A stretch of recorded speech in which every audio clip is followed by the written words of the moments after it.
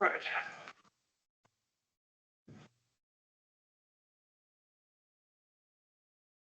All right, I'm going to call the, are we recording? We are. Great, thank you.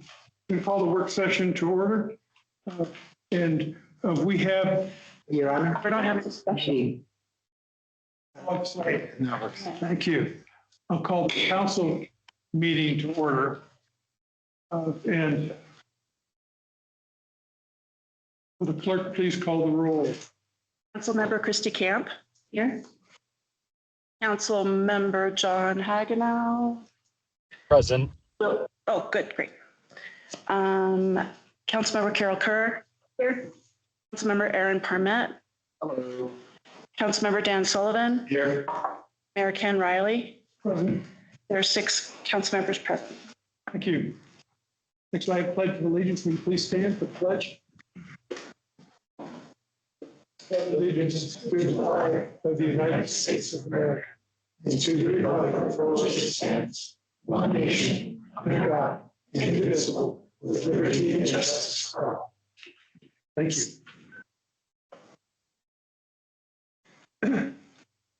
The next item is the approval of the agenda, and what we would like to do with a recent change is to move the Forest Service up to the first agenda item for their presentation at Jones Gulch.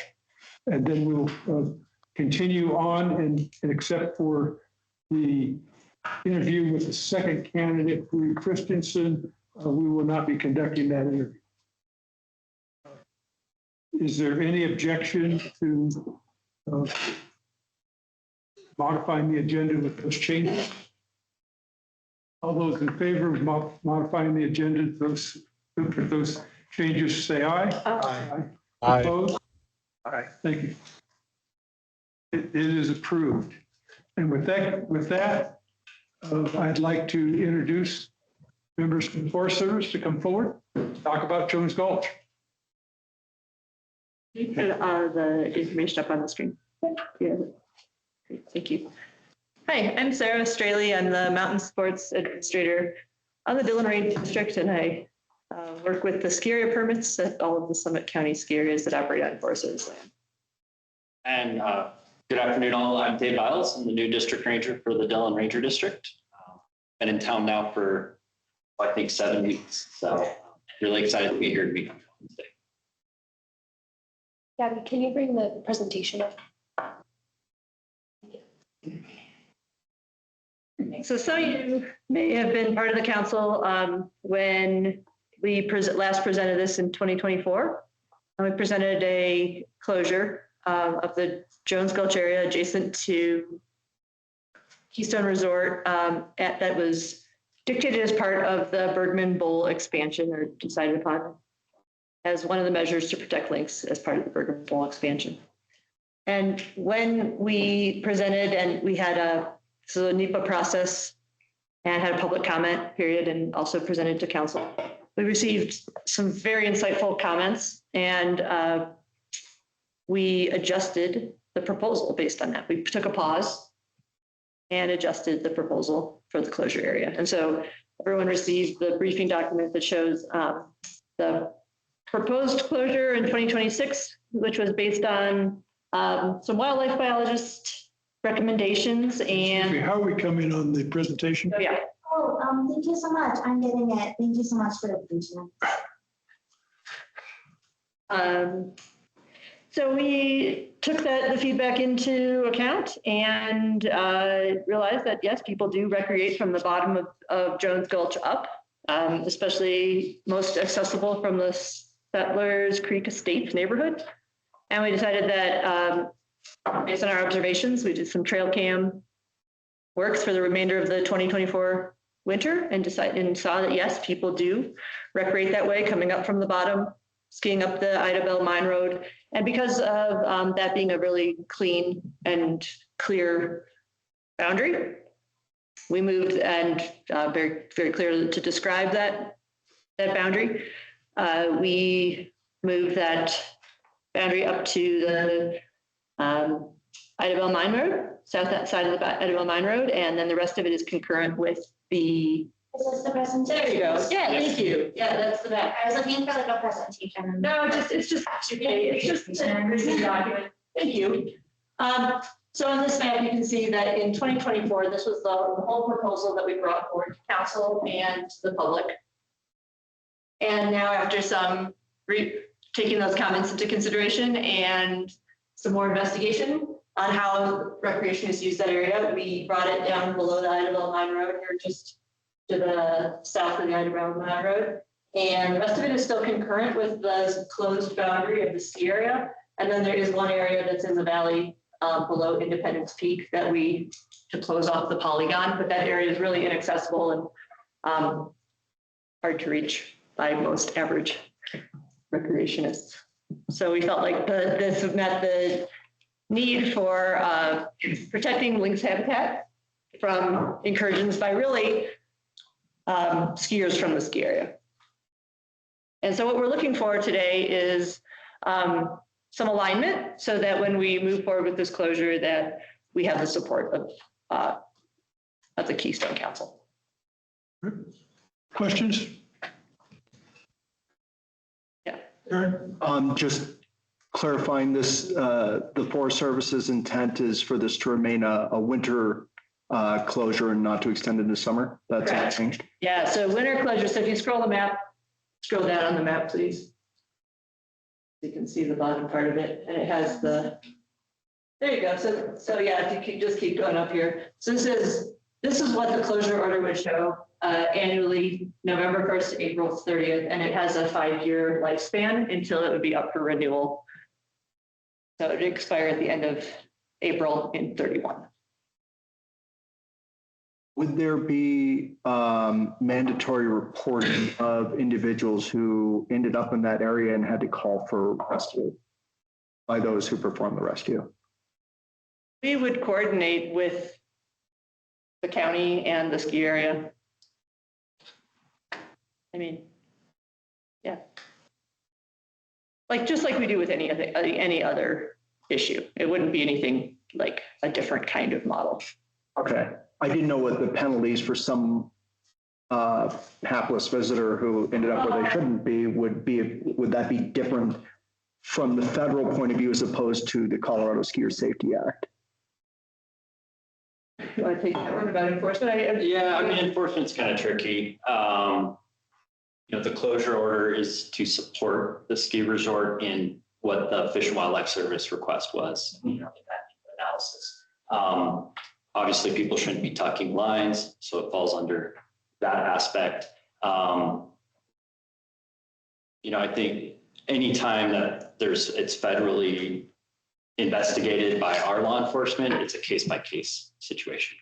Right. Oh, yeah. So if it's a well-informed local that intentionally tucked the line and then needed rescue, we'd probably have a deeper conversation than someone who got lost, right? So it's a case-by-case situation that law enforcement takes the lead on that. I appreciate your discussion and consideration. My personal outlook, also coming from the rescue side of things, is ensuring people are not unduly dissuaded from getting the help they need earlier when it's better for them and easier for us. Oh, that makes good sense. Yeah, I think that we can make that clear. I don't think that that's going to really come into it. It just seems like the way that we're going to express this is about informing people on where they are and what the rules are that they're following. And then, of course, the people who are uninformed are not making a decision to call or not to call. They didn't know. And so they are, and then the follow-up is really, like as David said, case by case. Yeah. This is a silly question. I know the intent of this was to lynx and then what they eat. Are you going to, is that, I assume that's tracked over 5 years. Where would I'm just for curiosity, find out the success of this closure? Is that tracked? So it's a larger scale, right? So this thing is happening on a much larger scale than just Jones Gulch. Jones Gulch is just one tiny piece of important lynx habitat across Summit County and across this region. And so things are tracked, and lynx are an animal that have a very big home range and travel long distances. So it is anything that we would do will not be tied specifically like on a small scale, because this is really good. Even though this is a big area to us, right? What I said is this is a 1.2 square mile. What we're proposing now is south by the Belt Line with 1.2 square miles, which seems like, wow, that's a lot of area to close off. But compared for a Lynx, that is not a lot of area for them to move through. And I'll add, sure that the species management falls under Fish and Wildlife Service and the state. We're responsible for managing the habitat related to that. And that's why Anybody could be there. so they'll be doing the tracking on that. And I know it's an active program, and then there's investments into additional tracking as research improves and people are asking more questions from the scientific community. Again, when we did the NEPA and moved that forward, the biological evaluation we did that Fish and Wildlife Service consults on, right? Because they're an endangered species. They will be the ones kind of monitoring that on that side. Yeah. As I remember in your the initial closure plans in 24, you're protecting predominantly the snowshoe hare.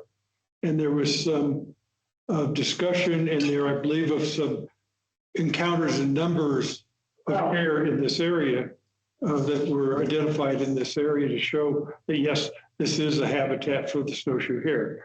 Yeah, so I think that what you're talking about is like foundational research.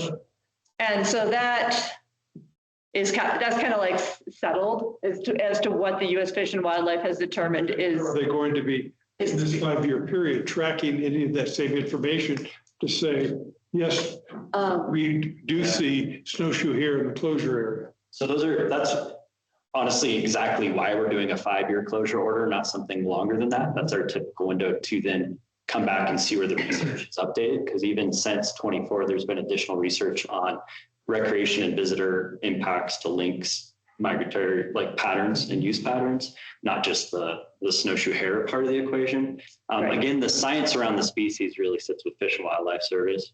And so, as they continue to learn and develop, answer more of these questions about the lynx, we can come back at this and make more informed decisions on the land management side.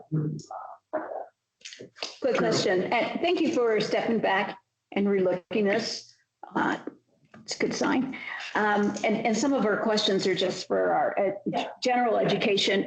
Do you think you'll be monitoring people with cameras through the 5 years?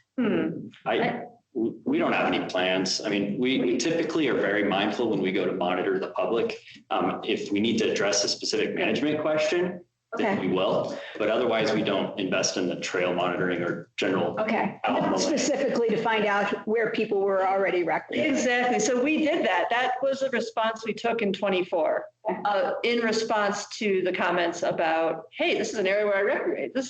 People use this maybe in a different way. And so we wanted to verify that. And so we did a special project just for that limited amount of time. We feel like we got the answer we needed. So those cameras are not in place anymore. And based on that information, we reduced the closure size. Thank you. Other questions? Aaron? May I make a comment? All right, go ahead. Yeah. I just want to thank you all as well for meeting with us back in 2024 and for your consideration of some of the details here with respect to community input and town input. View that as a great opening move and hopefully a very long and close partnership between your land management of the public lands that we and our constituents so deeply value that brought us all here. It's why we live here, because we love these forests and everything about them in the mountains. We look forward to that partnership with the Forest Service. And this is a shining example of how we can work together with you to represent our constituents, residents, and visitors, and collaborate on ways to protect and manage the land that you're in charge of. Well said. I want to echo that because, our involvement started with the initial NEPA and the town's comment to it. And I think that was new to you, this town suddenly having an input. And your response to that was exemplary. Our concern is exactly what you've addressed, is the proximity to our town boundaries. You've even gone beyond what we were initially looking at, but this is much cleaner and better. I think it, as Aaron has, or Councilmember Barnett has just indicated, this shows a very promising future to be able to collaboratively work together to protect the lands around this town, while also protecting our community's ability to recreate in the national forest as well. So again, I want to thank you very much for your response to this particular case and your thoughtful look at it. John Hagenow has his hand up. Councilmember Hagenow. Thank you, Mr. Mayor. I just want to echo what you and Aaron have said. I couldn't agree more. So thank you for both saying that. All right. Well, thank you. Again, thank you very much. Yeah, thank you all. Well, any further comments? See what Trez. Just additionally, this is well said. I hope that you feel our thanks. Thank you. Yeah, so our plan is to go ahead and implement this closure order for effect this fall, November 1, 2026. And in order to be in support of Keystone's efforts to also maintain a closed boundary. Thank you very much. Thank you. Thank you all very much.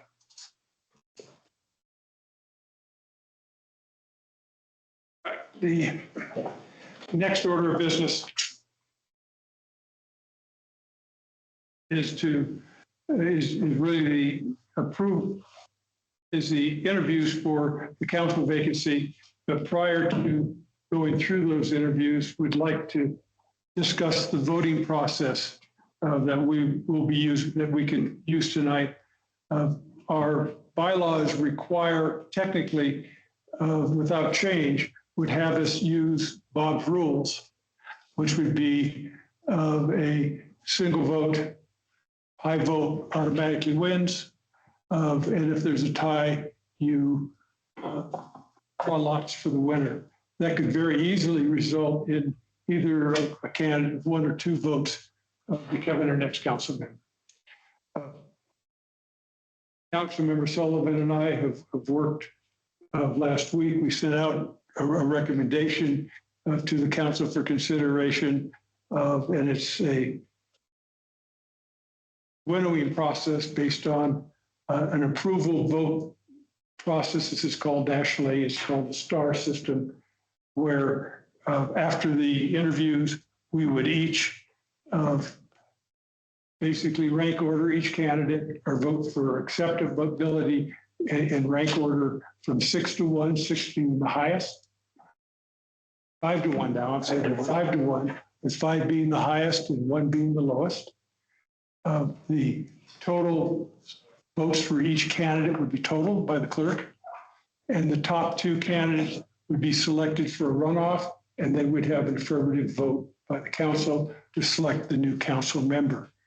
In case of a tie in that runoff period, the folks who tied would also be considered in that, be considered in that runoff as well. So we potentially could have more than 2 in the runoff if there was a tie for second. And then we would use the normal Bob's rules approach for the runoff. We'd have a vote.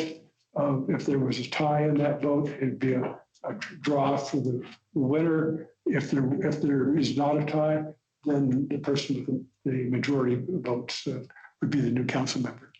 And the first question, does anyone have any thoughts on this, adopting this and going away from our normal procedure for Bob's rules? We're recommending this simply because we have such a large group of candidates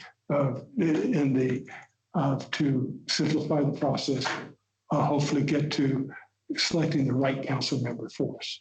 Any thoughts?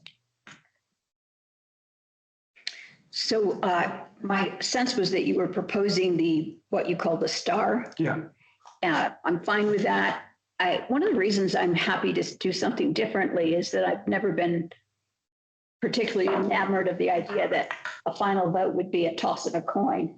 So if we're changing it anyways, we came down to a tie, we could do one more vote to see if anyone would move and avoid the coin toss. And the rationale is, I think this is approach is closest to what would happen if people were actually voting in the community.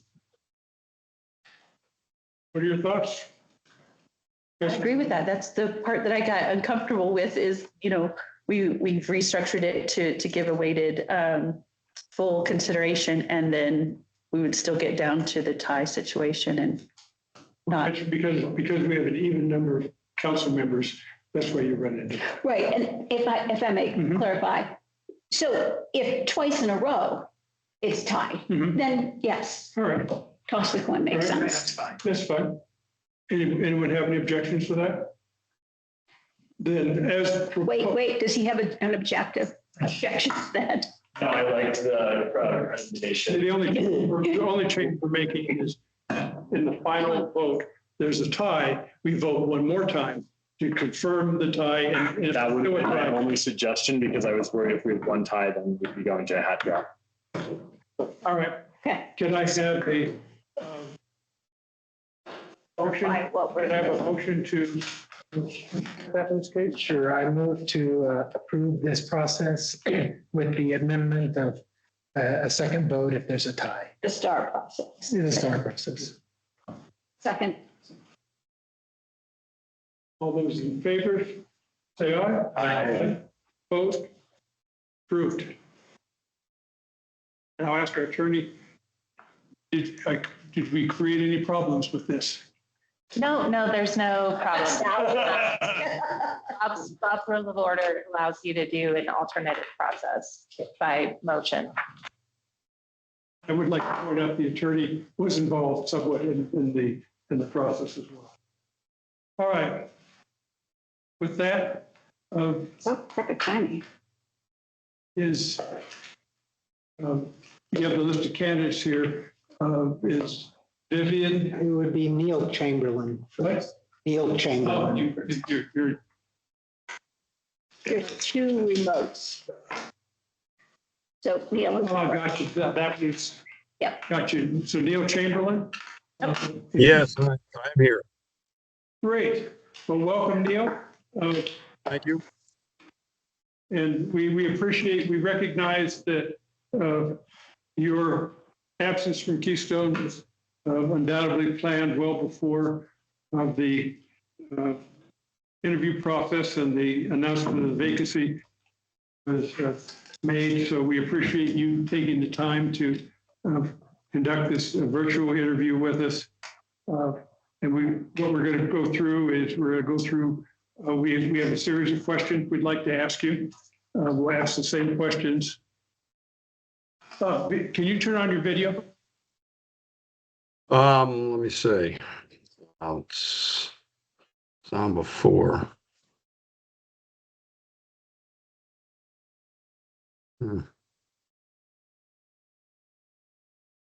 It's calling in. There we There go. you go. There we go. Great. All right. Neil. Good. And so we're going to ask a series of questions. And we'll ask the same questions of all the potential council candidates.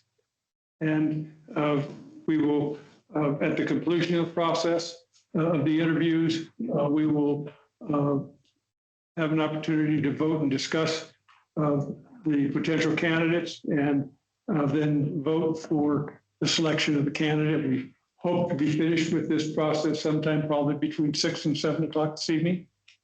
Give you an idea.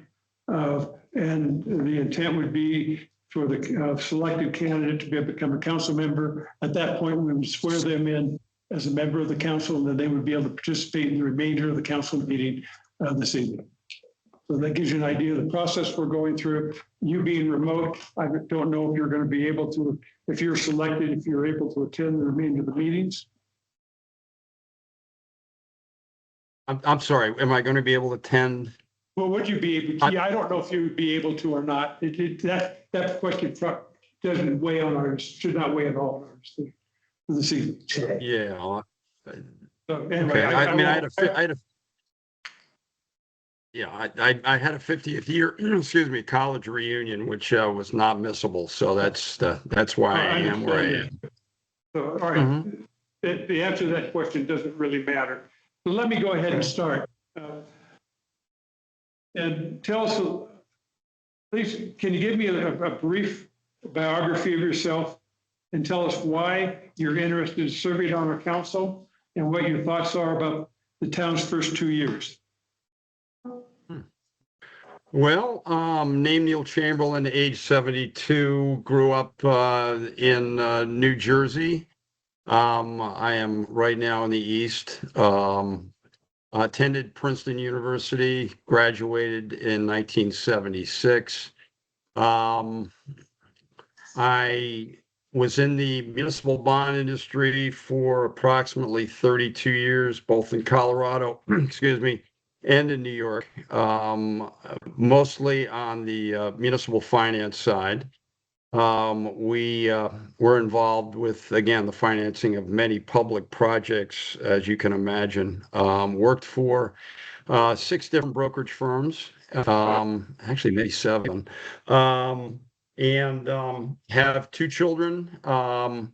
Brad and Julia both work on the public side. Julia right now is a public defender. Brad runs infrastructure, at least on the bridge side, for the city of Denver. My wife Tracy got a master's in education, and effectively have lived out west for about 28 years, most of which in Colorado, 3 years out in Portland, Oregon. And that was, excuse me, the move to Portland, Oregon to resolve a heart issue, which I had been encountering probably about 20 years ago. So as far as what I might add and why I want to add my name to the list at Keystone is that do I have insights that are extraordinary? No.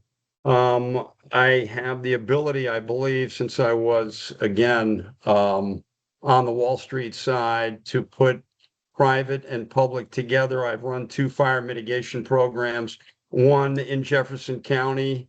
Right after the Marshall Fire, I was an HOA president there. I am now on an HOA here. And also, ran the project, fire mitigation project, which affected your land, which affected the conference center as well as St. John's, which is where we live. No, I would say that I did put the idea out there for Lindsay Hirsch as well as Hannah Olson, who represented the fire department, and we brought our strengths together and were able to, with Hannah's help, get a workforce. We got a grant from the kind and helpful people of Summit County, and made this thing happen. So that was quite a feather. I think getting all 3 groups together really helped in terms of, again, mitigating the potential of fires and wildfires, et cetera. One of the things that, again, I would like to be involved in and would like to see changed, et cetera, would be the fact that insurance companies, which are basically right now in the game of telling us what is and what is not affordable, effectively give us an idea of what their, let's just say, strategies are in terms of assigning fire mitigation numbers to our properties. We did, again, this very extensive work and received the same fire mitigation number that we had the year before. That affects, unfortunately, our ability to draw reasonable insurance. And we were fortunate after our mitigation efforts to, again, improve a bid to do or charge us about $300,000 on a premium down to about $70,000. So you can see the spread there. It certainly is not one that you would necessarily want to lose that bottom bidder. And thankfully, he didn't know what that top end was either. But still, it's ridiculous. Some of the things that, again, we have gone through, some of the hoops that we have gone through in order to be able to get affordable insurance, and been in touch with the Bureau of Insurance as well. And as far as Rule 1182, which passed last September, October, which is supposed to take care of, again, some of these issues, especially those fire mitigation numbers, they have made, in my view, very little progress. So there's a lot of work to be done there. I think trying to turn Summit County back into a level of affordability is something that let's put it this way, I have some insight to, and would like to continue to see that happen. I'm sorry, is there anything else on that question, or? What are your thoughts about the town's first 2 years?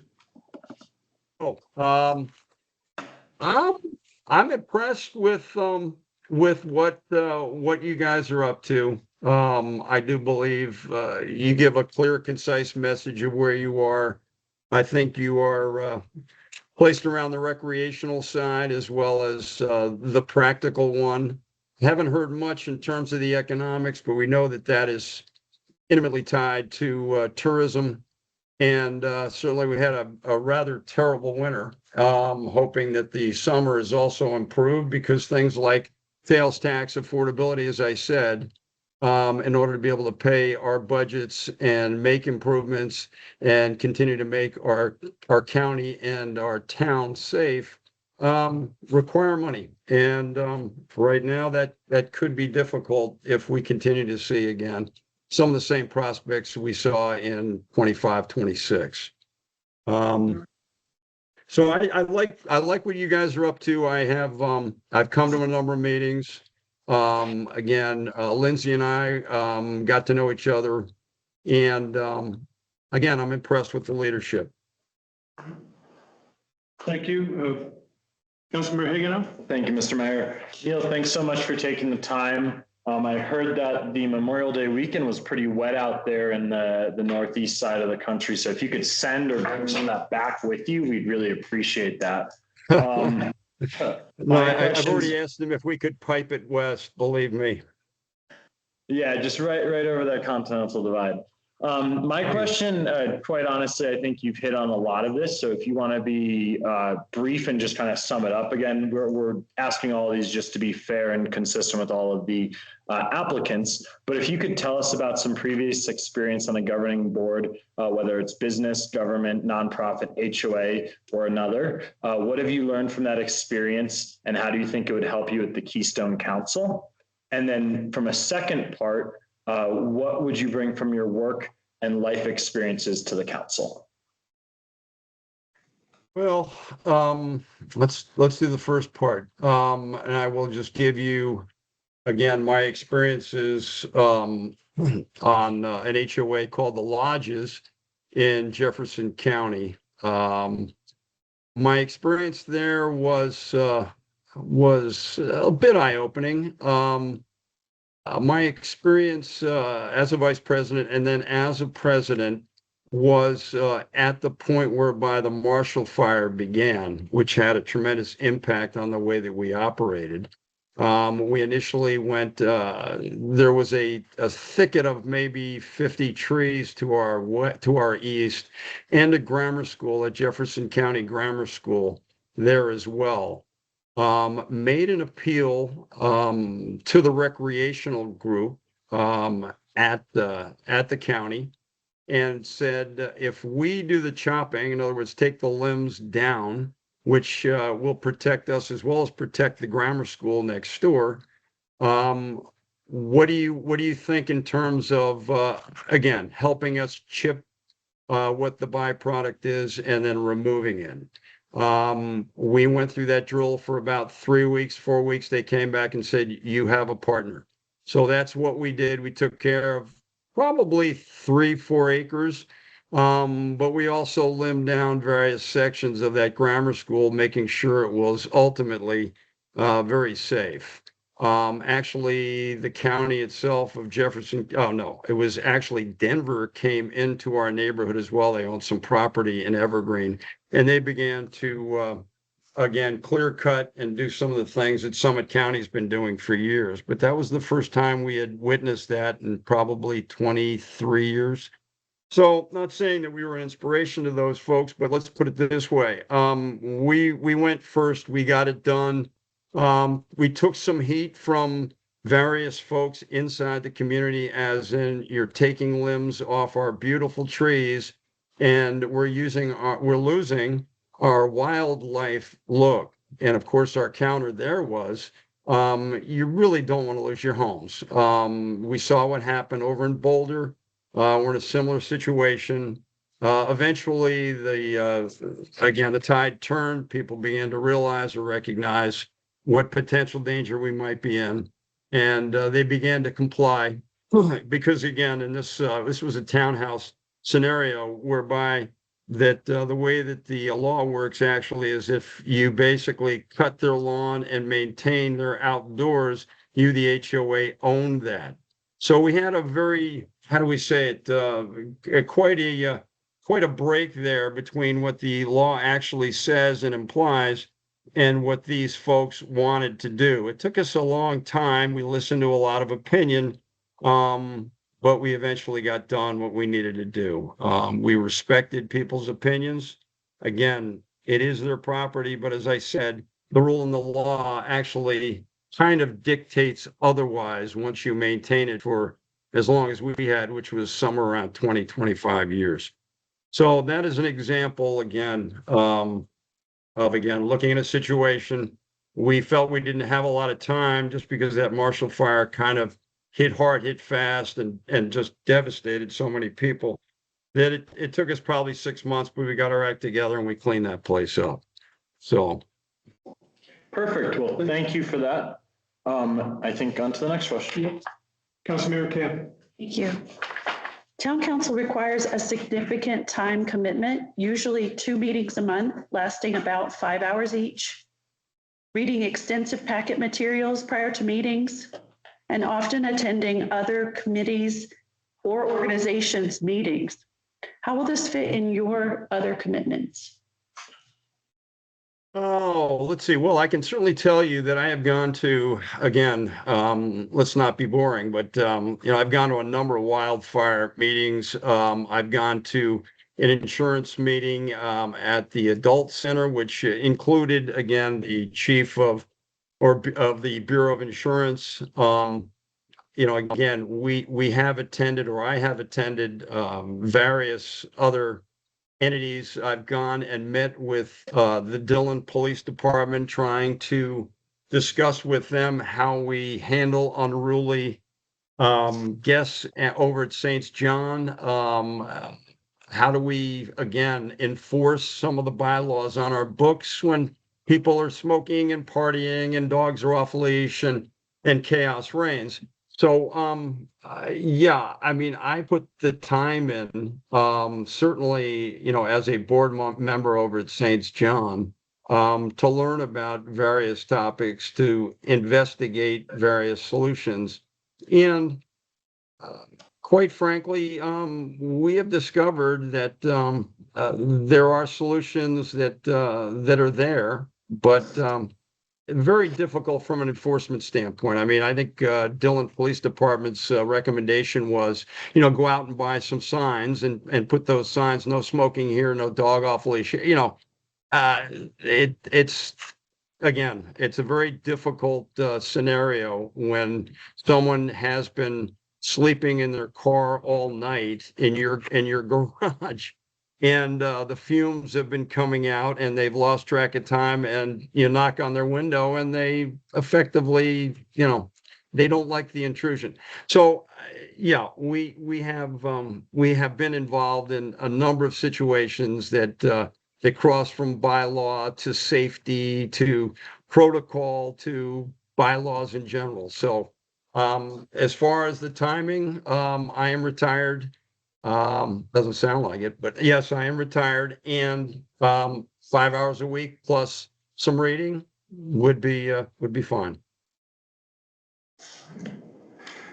Next, I'll go to Councilmember Kerr.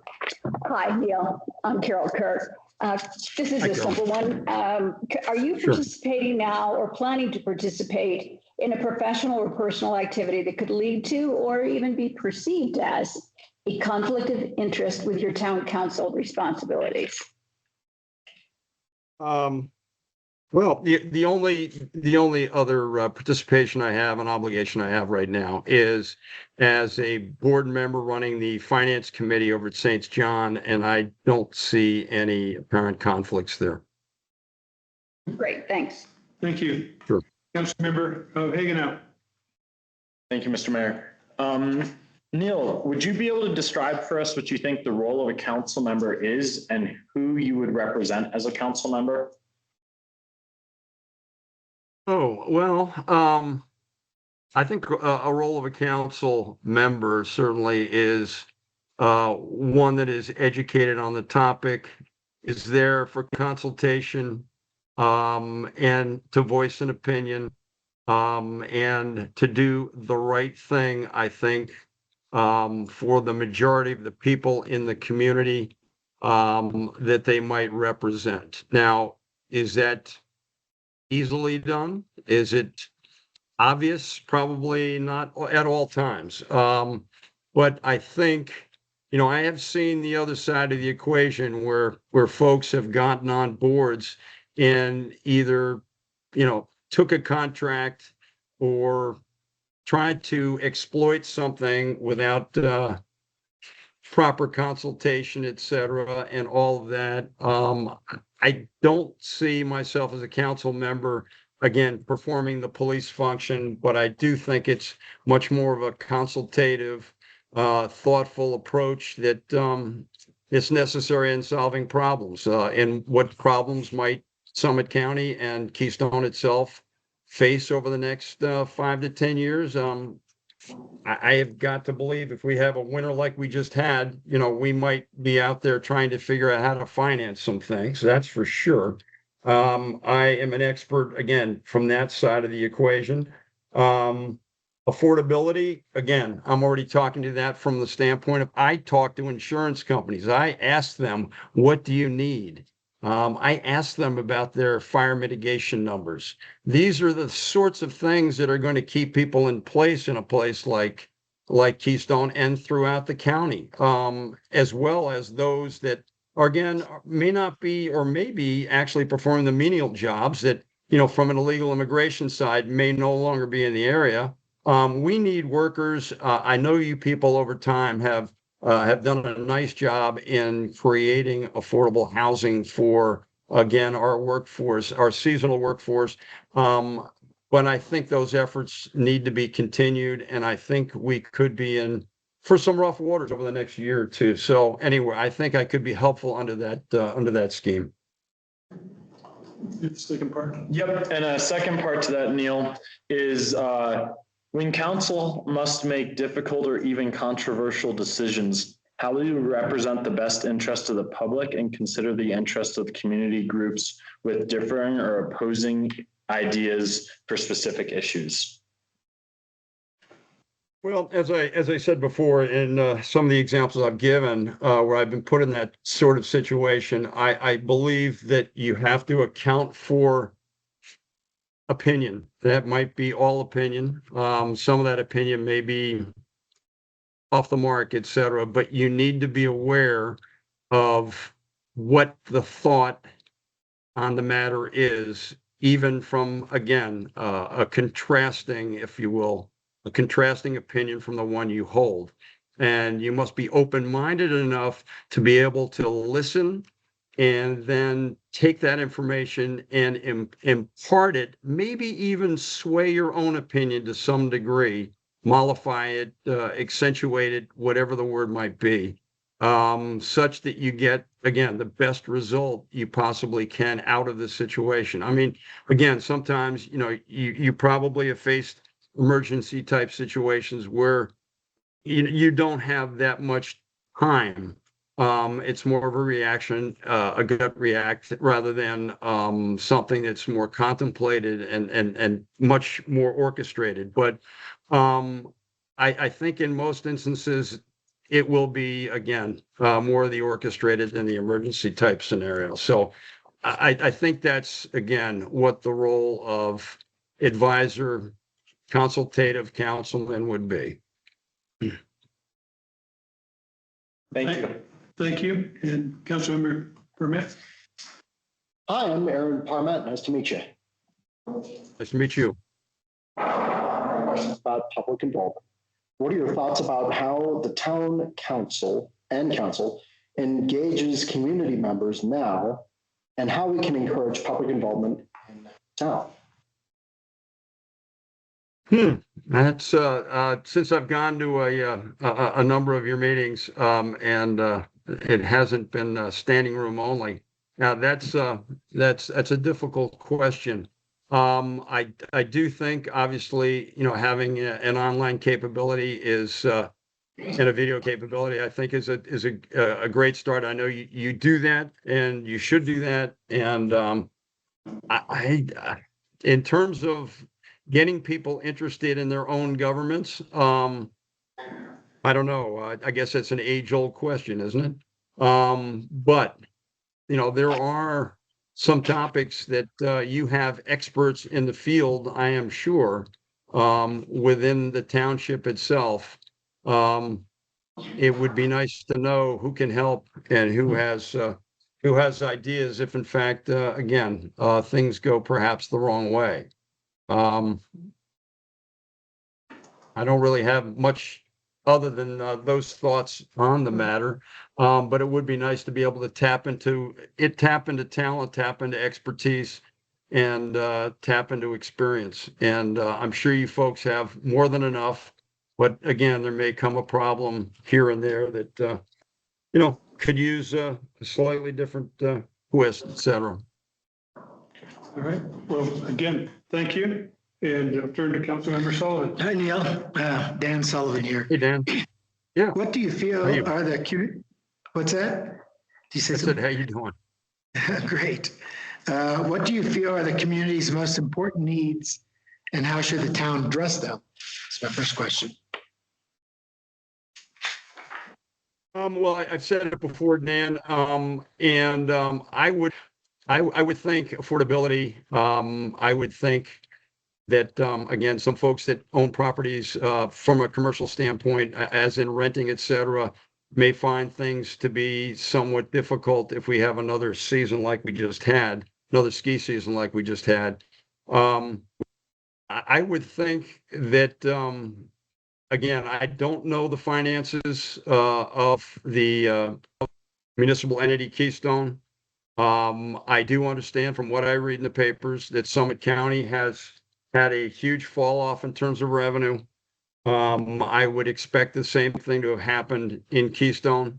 As I said before, again, insurance, perhaps inability to rent units. What happens to those units if in fact they're not rented? People can't, pay the principal and interest on their mortgage loan, et cetera, because quite frankly, they need the addition of those additional revenues from guests and tourists.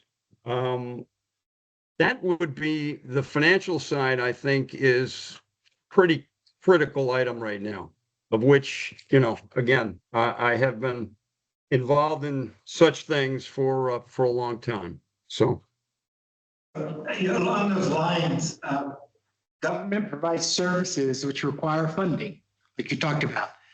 What is your perspective on the role of Keystone government providing services and sources of funds to pay for those services? In terms of how we might improve our ability to, again, make more services available to, let's just say, youngsters going to school, to workers that are barely getting by. What could we do to make things better on their behalf? Yeah, there's a few things. Certainly, one would be perhaps taking down the sales tax. And again, that wouldn't be popular, but it'd be interesting to see the numbers. And again, it may not be feasible. These things may not be feasible, but if you can make, again, the dollar stretch further, obviously gasoline right now is, at ridiculous type prices and things don't look like they're going to change anytime soon. Maybe, in some way, perhaps Maybe if things get tough enough for these folks, we get the state involved. Perhaps we qualify for some funding from the state and fed level that we're not in touch with, or they're not in touch with at this point. Maybe make those that are suffering or would suffer under a scenario if this continues, aware of what, again, those possibilities might be for them, where they can tap into more money. Now, if in fact we as a group needed, let's just say as Keystone needed to borrow under some type of an emergency scenario, if we needed to borrow 3 to 5 to 10 to 15 million, 25 million, I could make that happen. I know how to, again, work within the confines of the banking system. That's what I did. So if that's the way we wanted to go, of course, it would obviously have to be, a severe scenario, and people would have to be, again, very much in need. But there are ways you could find additional funding to make that happen, again, solutions happen. Councilmember Kerr. Hi, Neil. It's Carol Kerr again. So we've recently, thank you, completed a year-long project to engage industry experts and the community to create our first comprehensive land use plan. Have you had an opportunity to review that? I have not. So Can you if you describe knew, say again? I said, would you describe it? Oh, I couldn't do that. Is it hundreds? It's Okay. many pages long. So it is the Okay. land use policy for which we got recommendations about connectivity in town and investments that we could make. And it's quite a wide panoply of things we could be doing over a long period of time. So let's set aside that and ask you, what do you think should be the top 2 priorities for the town with respect to land use in the next 2 to 3 years? Well, again, and I spoke incorrectly. I was at the meeting where, again, we did discuss some of the things you're mentioning as in the land use side. Actually, And- I remember you being there, so thank you. Yes. I haven't seen the final copy. Yeah, I did not see the final copy. No, I did not. And don't know what those recommendations are, but, looking back on that opportunity to, sit down and discuss those things, I do think certainly trail improvement, perhaps. I don't, there are some trails that are difficult to find. I would think, greater markers. I do recall there was a group that was talking about, or a group or a few people that were talking about the use of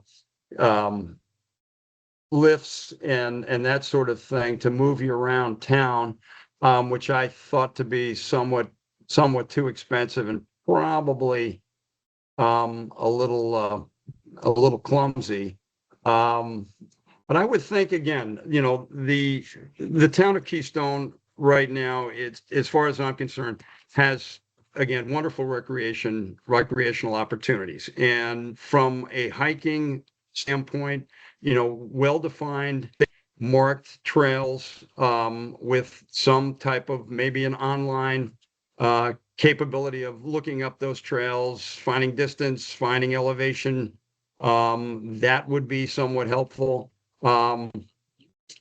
I also believe that we were talking about transportation also for either some of the elderly folks or some folks that didn't have cars, et cetera, to be able to get some place to go shopping. I think that is, I don't know if you've already done that, but I thought that was an important initiative. And you already do have, again, some buses that seem to be dedicated to that. And I applaud that because I think that's a great idea.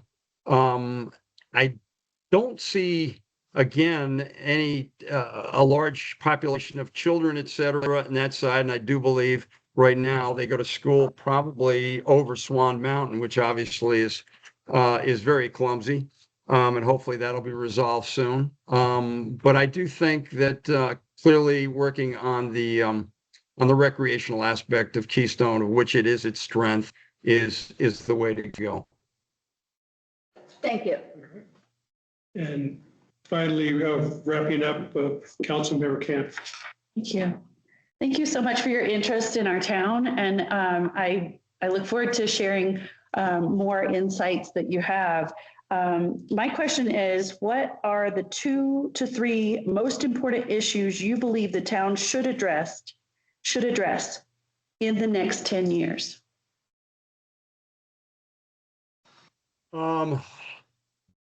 Well, certainly, I do believe that a little bit,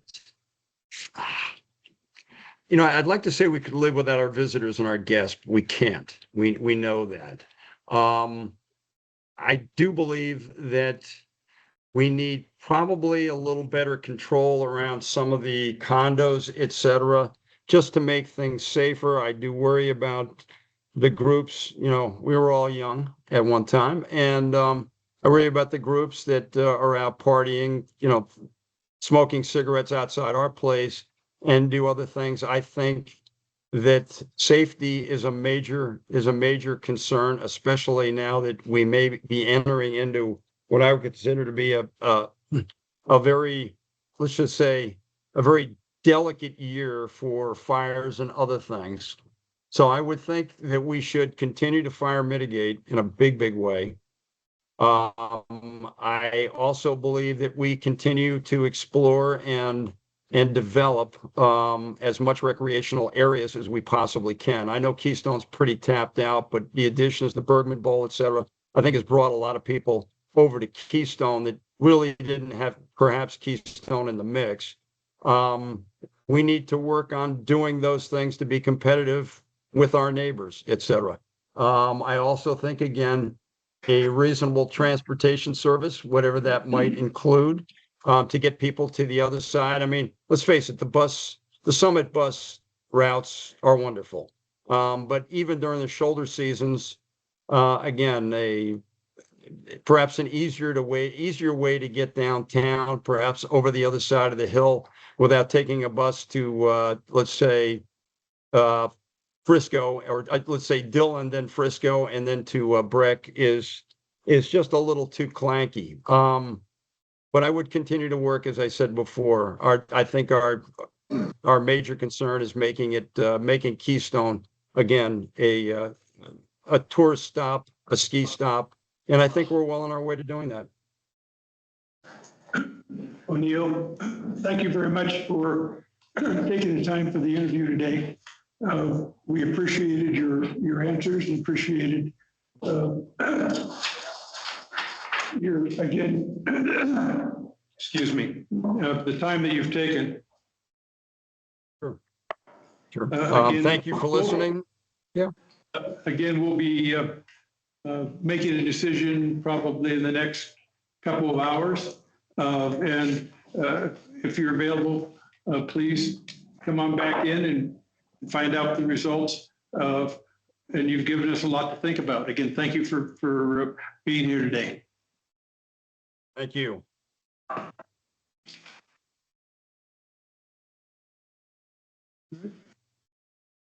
Want to go grab a Water. Got water for you.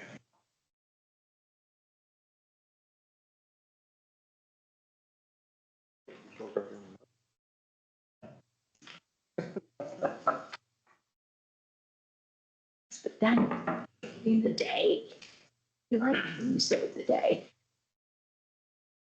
And cool that. So. What is that? I think somebody got it as a bachelor party gag gift because it was brand new and I lost in past. And they walk you away without it. Oh yeah. That's it. That was a serious signal. Nope. And I'll bet the wife to be never saw that. There's 1,100 children of Keystone that I would consider. Oh. That was your cat. Hi. Alyssa. Hi, Alyssa. Hi. You're the first one in what we've dubbed as the hot seat previously, so should be cool now. Good. Alyssa, again, thank you for applying and thank you for coming in for the interview today. We're going to be going through we have 5 candidates to interview. And we'll be going through a interview process of asking all the candidates the same questions as we evaluate the candidates. I know, given the resumes that we have, it's going to be a tough decision for us, but I appreciate you coming in. I'll start off with questions as we go forward. And the first one is basically, please give us a short biography of yourself and tell us why you are interested in serving on the council and what your thoughts are about the town's first 2 years. So I'm originally from Florida. I moved to Colorado about 7 years ago, lived in Denver, actually purchased a condo here, and my parents purchased a house and then moved here full time about 2 years ago.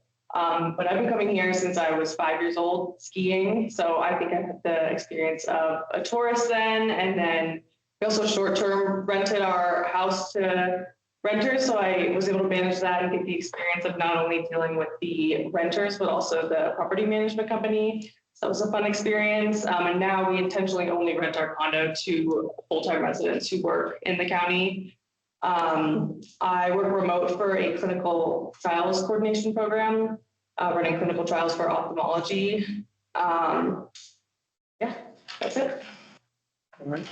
And part of that question is, why are you interested in serving on the council? I'm in love with Keystone. I've been in love with Keystone my whole life, as I'm sure you all love it as much as I do. Like I said, I've been coming here for almost 25 years. I was lucky enough that when I brought my husband out here, that he fell in love with it just as much as I did and decided that we wanted to move up here. So I'm just really passionate about the community, passionate about our town, and it's really exciting that it gets to be a new town and we get to help, decide its future. So I just love Keystone. Great. Thank you. And now I'll turn to Councilmember Hagan. Thanks for being here, Alyssa. And nice to meet you as well. So again, these are all just standard questions that we're asking every single candidate to be fair. So if we repeated a question that you might have already asked, don't knock any of us or myself. We're just asking the standard questions. So if you could tell us about an experience on a governing board, whether it's business, government, non-for-profit, HOA, or anything else that you've been on board for, what did you learn from that board experience and how can that help you in bringing experience to the Keystone Council? And then a second part is, what have you learned from your work or personal professional experience? And also, how would you bring that to the council? Really, my only experience on a governing board is I was the team treasurer of my club lacrosse team at University of Florida. So managed the budget, dues, travel expenses, but it was really just me, the president and the vice president running the entire 30+ person team. So I think between that and my work experience, I was the office manager at our ophthalmology practice before my current position. So I really have an idea of, having to please a group of people, albeit a pretty small group of people, but Keystone is a small town and it's still a lot of people. So I think I just learned how to, listen to everybody and make decisions off of that. And 30 girls on a lacrosse team, I believe it was, is probably very easy to please, right? Yeah, luckily we're all like-minded athletes, had similar interests, but it was still, for a sophomore in college was a pretty big deal for just to be one of 3 people managing that. And skills that you bring would probably be financially related. Yes, and organizational skills. Councilmember Camp. Thank you. Thank you. I'm really excited about your interest and your enthusiasm about the town. My question is, town council requires a significant time commitment, usually 2 meetings a month lasting about 5 hours each, reading extensive packet materials prior to meetings, and often attending other committees or organizations' meetings. How will this fit in with your other commitments? Yeah, it's definitely not a small commitment, and I'm fully aware of that and prepared to make the commitment. If I am committed to something and passionate about it, I really give it 110%. And honestly, I'm at a pretty good point in my life where I think I could definitely manage that easily and would like to go above and beyond. Whereas I know you guys go to other events around Colorado occasionally, and I'd like to do that at places some of you sometimes. But my job's pretty flexible. I have a lot of free time that I try to fill with activities that I enjoy. Don't have children, so I think I would definitely be able to fill that commitment. Hi, I'm Carol Kerr. Are you, this is a rote question, but are you participating now or planning to participate in a professional or personal activity that could lead to a conflict of interest with town council responsibilities or perceived as a conflict of interest? Okay. It's easy. Awesome. Well, back to me. So please describe what you think the role of the town council member is and who you would represent as a council member. Then I'll follow up to that after you answer that. Like the basic answer is just to be a member of the community, someone who cares about the community, cares about the environment, but also sees the realities of the tourism industry that we have to deal with. Sorry, I lost my train of thought for a second. You're good. Could you repeat the question? Yeah. So basically, what do you think the role of the council member is, and who do you think we represent? Which you started to answer. Yeah, I think it's important to think of the entire community and not just think of my own interests of my own neighborhood in Loveland Pass Village or Highway 6 that's right there. I think I really need to think about the entire community and what they're facing and not just the challenges of my own neighborhood. And then sometimes we do make controversial decisions. One of them was in LPV. And so how would you represent the best interest of the public and consider its interest of community groups in differing or opposing ideas? What was the controversial decision? That variant. Okay. It's hard for me to imagine that a decision is really that controversial if we have put in the work, put in the research, put in the discussion, and really took the time to decide that is what is best for the town. I think it'd be a good idea if we do come to those decisions that may be controversial, that maybe we come up with like a joint statement as council so that we're at least all on the same page of why we came to this decision. But, I wouldn't be worried about facing any scrutiny in the community if we really did the research and came to that decision with good reason and are able to back that reasoning. Thank you. All right. And Councilmember Permit?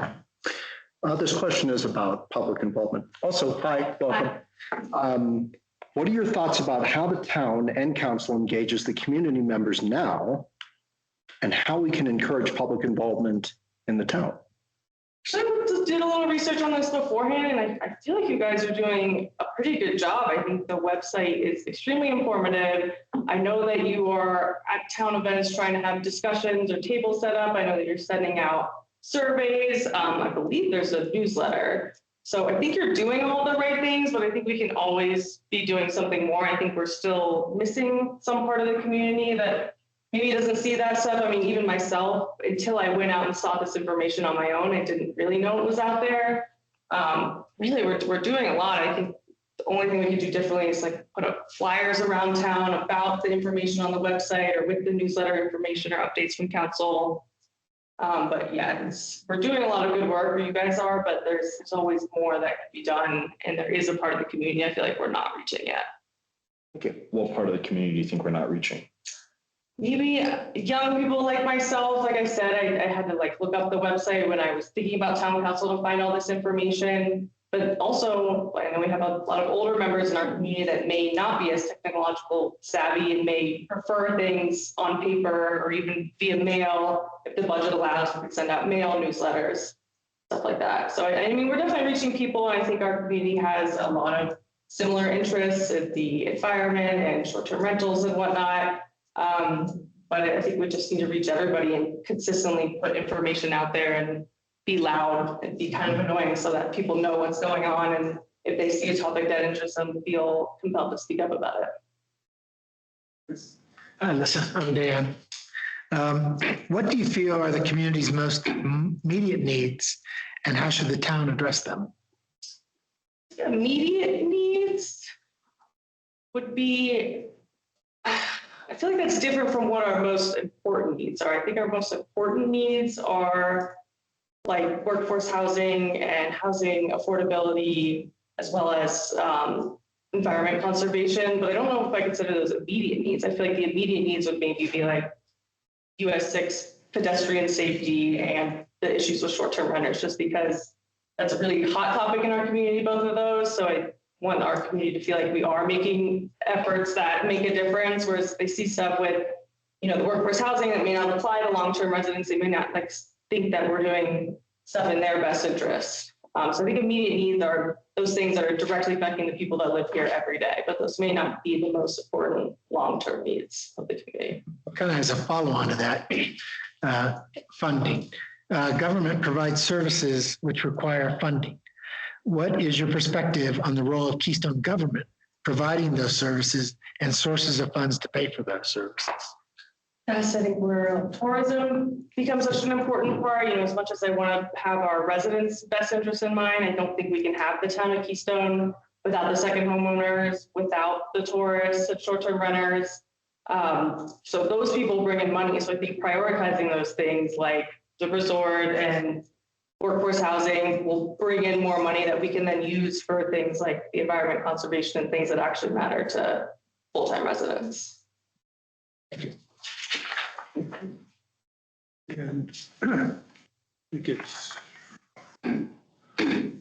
Councilmember Kerr. Again, aye. So we recently, the whole community completed a year-long project to create a comprehensive land use plan. We got industry experts to weigh in, and we have a lot of outreach from engagement with community members. Have you had an opportunity to look at that? I don't know if I could speak on the specifics of any of the ordinances or policies, but don't worry, I don't need to know what's on page 5. I just wondered about your general sense of what emerged to you as priorities in the next 2 or 3 years. You know, it looks like you guys, I think, have touched on every single important topic there is that is included in that plan. I think it's now kind of implementing it and seeing if that actually works over the next year or two, and then making small tweaks to it from there. So the challenge is there's so much in there. We can't do everything at once. We have to prioritize. Where would you go first? I want to say the environment and preserving our trails, our rivers, the wetlands. I do think that's number one. But I also think we can't do that without prioritizing things like workforce housing and affordability to bring those workers in, to then bring more tourists in and bring more money to the town. Okay. I think that's it. Thanks. All right. And Councilmember Camp. Thank you. What are the 2 to 3 most important issues you believe the town should address in the next 10 years? I don't mean to be redundant. I know you're sort of speaking to this, but just if you could, 2 to 3 most important issues. Most important, I'll touch on it again, is environmental preservation and conservation of our watersheds, and also protection from overdevelopment. I think we do want to grow as a town. I think that's important for our economy, but I think we have to be really careful to preserve what we have. And I think that's where the like housing codes and zoning ordinances come into place. You know, deciding what can be built where and the density of buildings, I think, is really important. So just preserving what we have now. Thank you. All right.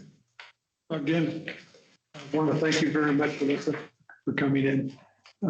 We'll be completing the interviews probably in the next hour and a half or so. And at that point, we'll be going through a voting process to select the candidate.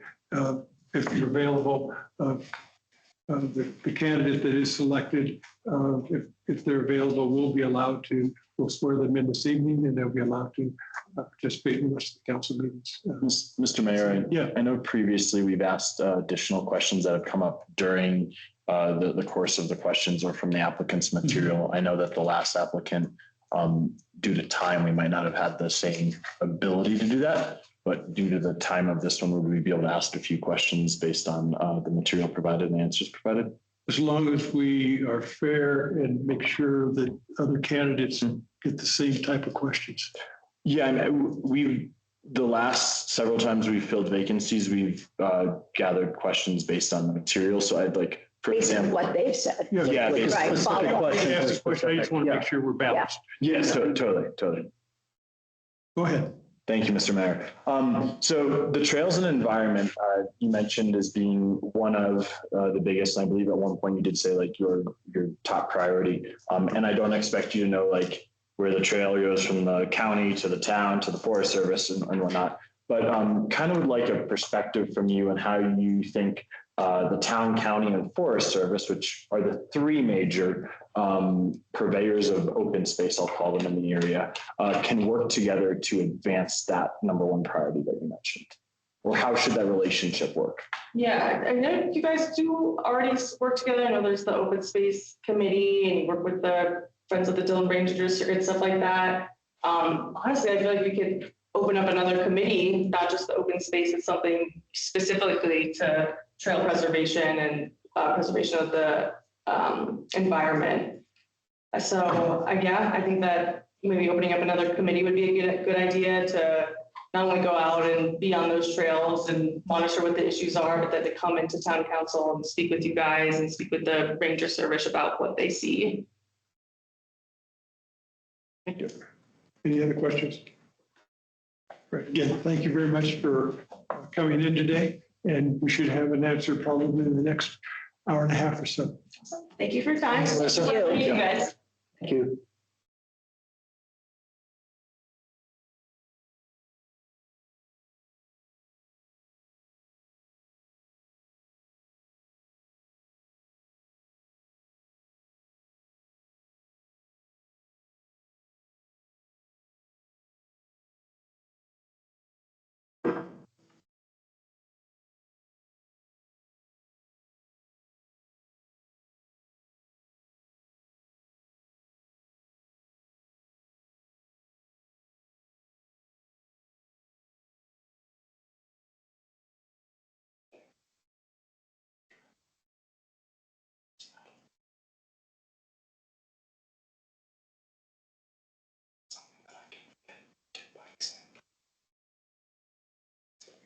Mr. Mayor, regarding the request earlier from our councilman, I suggest that clarification questions or something, is what we would want to do. Right. Especially if there's something real confusing, as opposed to giving a new one. That wasn't really a new one. It was a little bit clarification. But to be fair. Did we see an issue with that? Well, do we open up to questions? Every other time we've done this, we've opened. But not to the extent. You went beyond clarification. I can go back in my notes in the video. But maybe just not really. Hi. Good afternoon. We just have to be careful. Good afternoon. How are you? Again, thank you. Thank you, Suzanne. Good, thank you. And thank you for coming in, and thank you for applying to be on council. I know that's a big step. The process we're going to go through today, we're going to ask a number of questions. Council members will ask you a number of questions. At the completion of that, we will then, after we've interviewed all the council members, we'll go through a voting process, make a selection. And if the council member, the person selected is available this evening, we'll then swear them into the council and go forward from there. I would expect the remainder of that process to take probably an hour and a half, hour and a half. If we're going through it, just to give you an idea of time.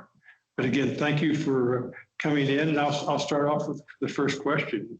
Can you please give us a short biography of yourself and tell us why you're interested in serving on the Keystone Town Council and what your thoughts are about the town's first 2 years? Okay. Short biography about myself. Originally from Florida, ended up in Colorado Springs in 1997, raised my family there, ended a 30-year marriage and moved to Summit County where we had owned a couple of properties in previous years. I've been working for Keystone for the last 7.5 years in a variety of positions. I've worked in customer service, product sales and services, ski school, property management. During COVID, I worked from home as a central sales agent. And let me tell you, that was a trial by fire experience.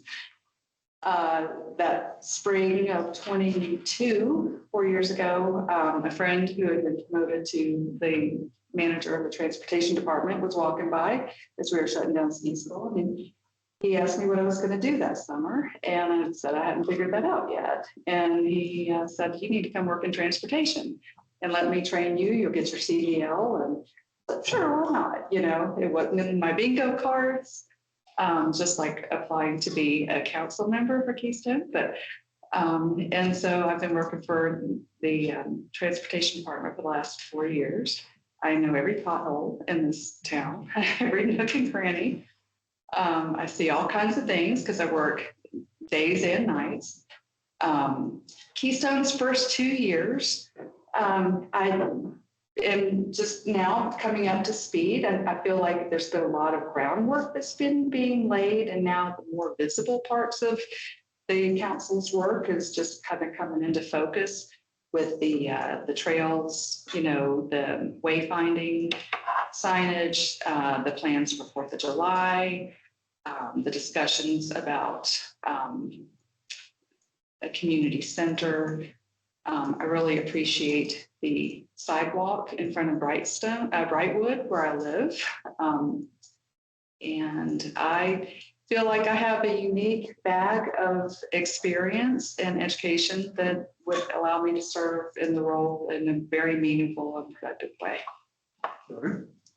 Well, thank you. And next is Council Member Wiegand.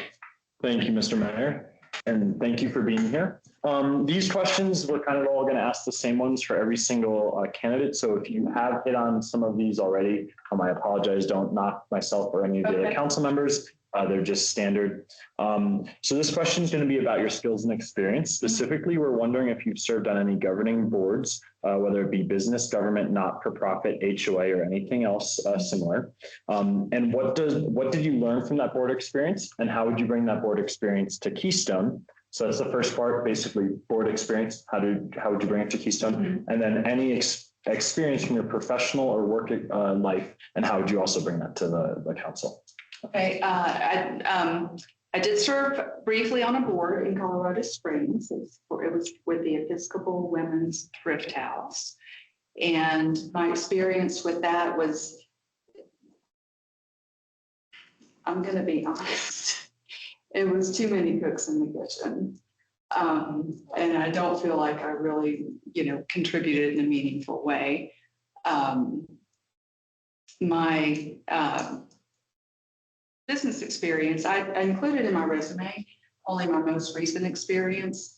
I worked for Atlanta Gas Light from 89 to 92, before obviously moving to Colorado. But I worked as an internal auditor. And so my documentation skills, I think, are pretty good. I'm a documentation fanatic. Standard operating procedures, and have worked, with under the requirements of the Public Utilities Commission. So help me out here. I kind of no, you're good. From there, after that, I left. I resigned my position and became a stay-at-home mother while my ex-husband traveled the world developing a business as a marketing business. And so I have some exposure to marketing. And then once the kids were grown and I moved to Summit County, I began working for Keystone. I've interacted with thousands, if not tens of thousands of visitors to Keystone. I know what they love about Keystone. I've heard what they are frustrated by or confused by. I believe with that knowledge and insight that I could, definitely contribute. At my most recent position, working in transportation, I would really love to see pedestrian safety be prioritized, because I've seen some scary close calls. And let's see, a couple other things that were not on my resume. When I lived in Colorado Springs, I took, took part of a workshop for grant writing and grant seeking through the Pikes Peak Library District. It was a fantastic couple of days. I think they discontinued it shortly after that, but I've always wanted to develop those skills, and I feel like I have the ability to write and grants. I'm an effective writer, effective communicator. Last year, between the time that I closed on my home here in Keystone, I sold my Silverthorne condo in January. I lived in Golden, Colorado, and I took some music business classes, and it covered live music, every aspect of it from both the business side and the artist side. And so venue management and bookings and digital marketing, which was something I'd never had any exposure to. I feel like those are some things that unique things that might serve me if I were to serve on the town council. Awesome. Well, thank you very much. Thank you. And Councilmember Camp. Thank you. Thank you for your enthusiasm. I'm glad to see you here. Thank you. Town council requires a significant time commitment, usually 2 meetings a month, lasting about 5 hours each. Reading extensive packet materials prior to meetings, and often attending other committees or organizations' meetings. How will this fit in with your other commitments? I'm really glad that you asked that because I do have, I was wondering about that, the time commitment. I am at my building at Brightwood, we recently experienced another water damage situation on May 5th after experiencing a devastating one in October of last year. And I can't live in an active construction zone. 2 of the condos that were affected that had just been rebuilt from the studs have to be rebuilt from the studs again. And this is all within 1 year of the building being completed. So I am going to relocate for the first 2 months while that is, those buildings are being, or those condos or units are being rebuilt. And I was planning to commute for the meetings and also to continue my employment at Keystone, reading, getting the packets read. I have plenty of time to do those. My concern would be, because I am looking at relocating while this is all in progress, to Kanab, Utah. And so that's about 8 hours away. So in the charter, it said that there's 1 meeting a month with the council. And so, but I understand that there's 2. So I was hopeful that I could plan to be here for 1 in person, and the other meeting I could participate by Zoom. Thank you. Right. And you indicated this would be for about a 2-month period? 2 to however long that takes. Last fall, things didn't get really started, and things are just now getting started with the rebuilding. It took about 3 to 5 months because it, just the way it progressed, the order in which they addressed all the issues and rebuilt everything. Do you plan on being in Utah the entirety of the rebuild, or are you only going to be there for a fixed amount of time? Well, the shortest lease that you can sign for an apartment is 6 months. And so I was looking at signing a lease for 6 months, but commuting back and forth, at least for a week, a month. There's no transcription. To work at Keystone and if appointed to be present for Been updated. the meetings. Okay. So if I heard you Correct, sorry, and it was, you'd be back in town for at least a week every month, but possibly 6 months out of town. Potentially. Yeah, the challenge we have is according to the charter, you have 2 excused absences and 2 absences for any other reason. Would those be considered absences if she was able to join via? Technically, yes, we could waive that. Yeah. So it's all waivable, but I'm just going through the numbers Sure. that we have. Mhm. And does that affect quorum? The only thing it affects quorum on is if it's a quasi judicial, right? Yeah. But other than that, it doesn't. Executive sessions. And executive session. Well, But you can still join if we. you can join the executive session. Yeah, Yeah, we have done that. yeah, you can join the executive session. That's not an issue. Quasi judicial, you would not be able to vote in quasi judicial. If you, I'm sorry to hear about your condo, by the way. Yeah, Thank you. and they're not giving you, they're about to start and they're not giving you a hard, I mean, it's got to be easier to do in the summer than in the fall. Well, yeah. So last fall, what happened was the sprinkler system in the building, and funny enough, we were talking about sprinkler systems at the coffee at Steve, is a dry sprinkler system. And apparently it had a bad pitch. And one of the pipes did, and it retained water after they inspected it. And then we had that hard freeze. And so it ruptured, and it was just devastating. I mean, it was terrible.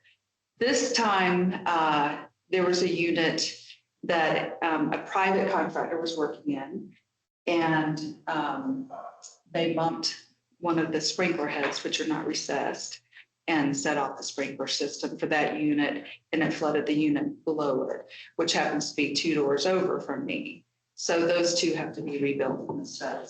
So this time, instead of it being the builder for the complex, this is a private contractor situation, and everything's going through their insurance. So I don't really know what to expect. I don't know if it'll be handled more quickly or if it'll take longer. Okay. I appreciate your candor, because this sounds like a disturbing issue for you, and we'll have to consider that, but it's done some planning and we will take that into consideration. You also mentioned that you work for Keystone Resource. So my question, which you can address easily, are you participating or planning to participate in a professional or a personal activity that could lead to or be perceived as a conflict of interest with town council responsibilities? Not that I'm aware of. I'm planning, status quo in my position as a driver in the transportation department. When I come back in January, for sure, full time, if not sooner, I would be in probably a guest services type of role. Full time as a resident, would be here 100% of the time versus. So, so I believe the answer to your question is no. Okay, thank you. Councilmember Hagan. Thank you, Mr. Mayor. So this is going to be another 2-parter. Sorry that I got the long ones. And if you need me to repeat any part of it, would be happy to. So please, for the first part, please describe what you think the role of a council member is and who you would represent on council. The role of a council member, I think, is to be a good steward of the community, address community needs, work with government, county, state, federal, to meet the needs of the residents, along with the visitors and workers too. Can you repeat the second part of the question? Yeah. Who would you represent as a council member? I think I'm best suited to represent workers, because that is who my familiarity is with, the workers and the visitors, only because I don't know that many locals. But I'm very interested in balancing the needs of both the locals or local residents and the workers and the guests.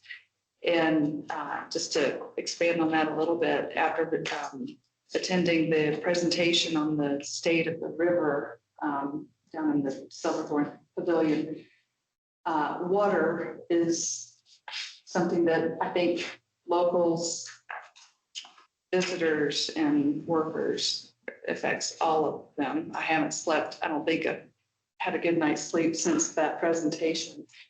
And the other thing is pedestrian safety. So I think, that is for everybody, locals and guests and. Awesome. Before I continue, I just want to double check okay, it looks like it's being captioned now. No worries. It's great over here on this computer as well. So this No, one is actually it's- recording. No, it's not on that screen. I see. Okay, it's our recording. So we It's on that can, one. sorry, I was trying to disable where it's happening about fire. Sorry for the. No problem. Recording the whole time, it just hasn't been displaying on these screens. Yes. Wonderful. Correct. Thank Yes, you. the Teams link has been open the entire time. No issues have been before. All right, and the second part of the question is oftentimes with council, you may have to make difficult or even controversial decisions. How will you represent the best interest of the public and consider the interest of the community groups who may have different or opposing ideas about specific issues?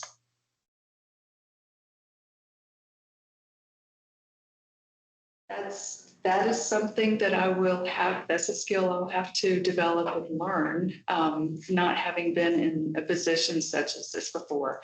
But I do understand that not everybody's on board and everybody we're all tasked with looking out for our own best interest and taking care of our own property. And I think my mediation skills, although I'm not, certified in that role at all. I think I would be effective in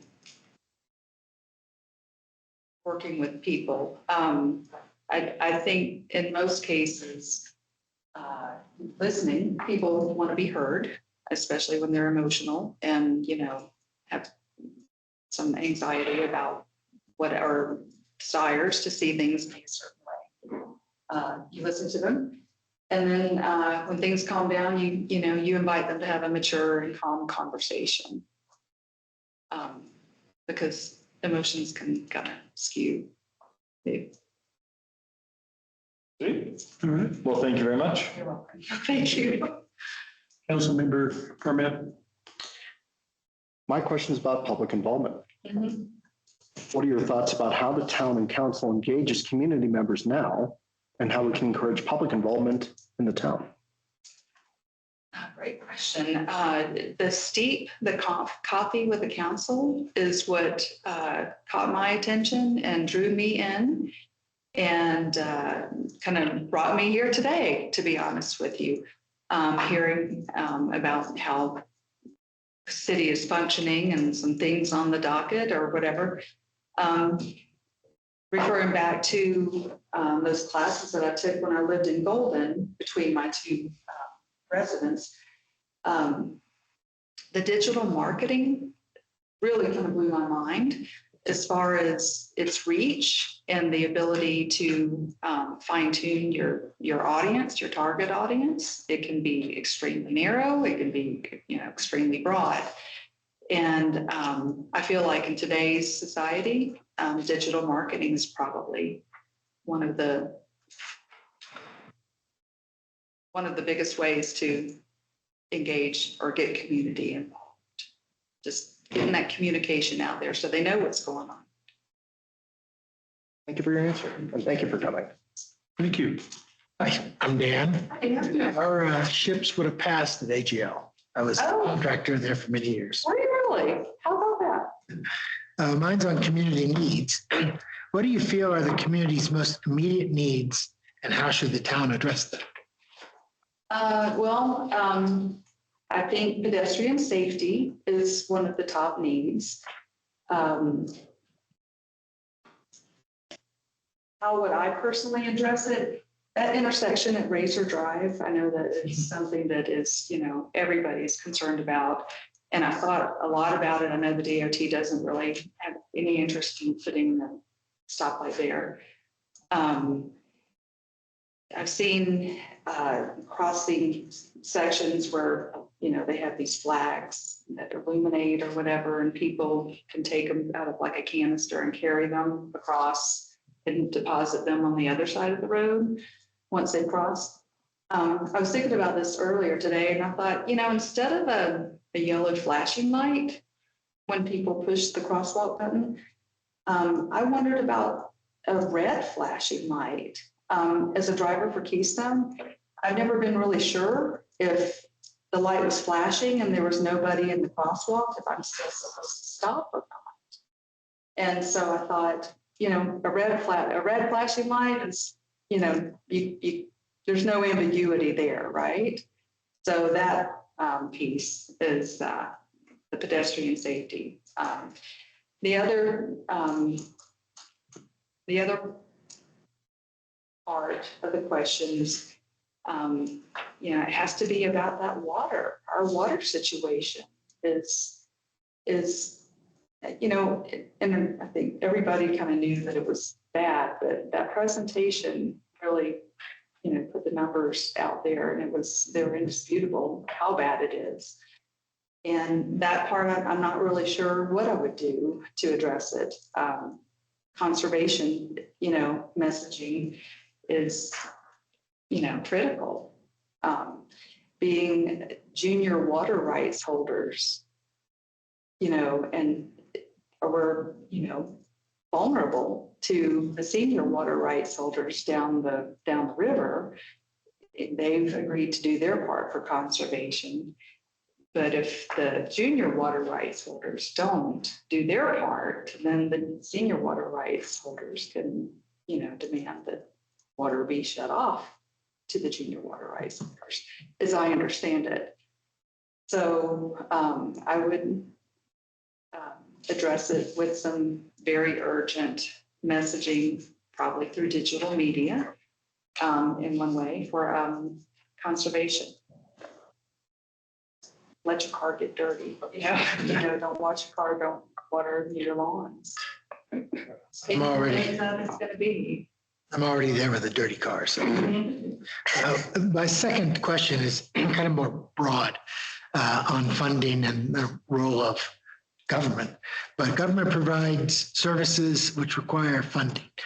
What is your perspective of the role of the Keystone government providing those services, and then the sources of fund to pay for those services? Well, we've got the 2% lodging tax. I know that is one of the sources. There is the Summit County sales tax. Sorry, yeah. Property, well, no, it'd be Keystone property tax, but Summit County sell our portion of those sales taxes.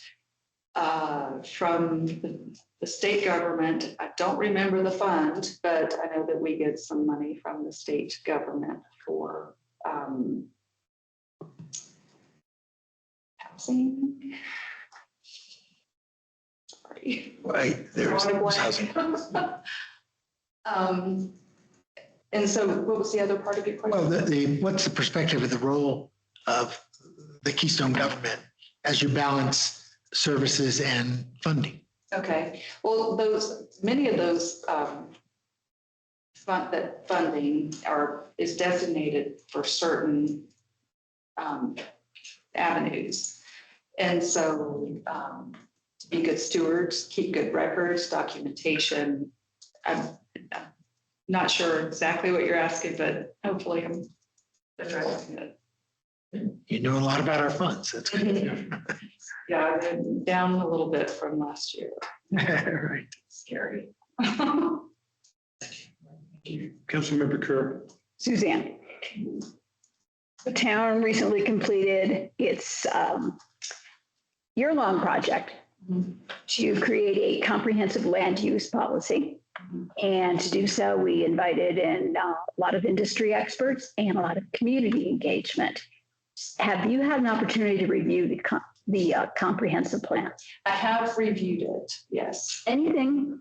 Okay, great. If you have then, there are so many recommendations, so many ways we could go in a long period of time. What do you think should be the top two priorities that jump out of that plan for the next 2 to 3 years? Well, as I understand it, from the polling, a community center is something that is what the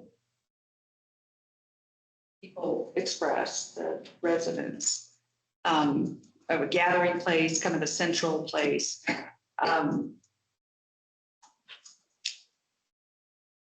Can you please repeat? So there were so many things that were in that, and I don't know if you read it all, but what popped out to you as something that we should probably address in the next 2 to 3 years, not weeks? Well, transportation. Okay. I would say transportation. What about transportation? Well, transportation, safe pedestrian avenues or whatever. And then, I have not ever worked a shift in the evening where either a guest or an owner, local owner, told me that they just love Keystone because of the transportation that we offer. And I think it's meeting the needs of the community for the most part. A lot of people or a lot of guests are confused about how to get around after Keystone's transportation closes for the evening at 10:30. So I think that for safety, it's not safe to walk at night for sure on these roads. I think transportation is a very important item. Since you mentioned the visitors and early on you said you hear about their frustration. You said there's a couple themes that came out of their frustrations. I'm assuming that what do I do after 10:30 is one of them. What else? Folks will often be, confused about how to get to the grocery store, what's open, how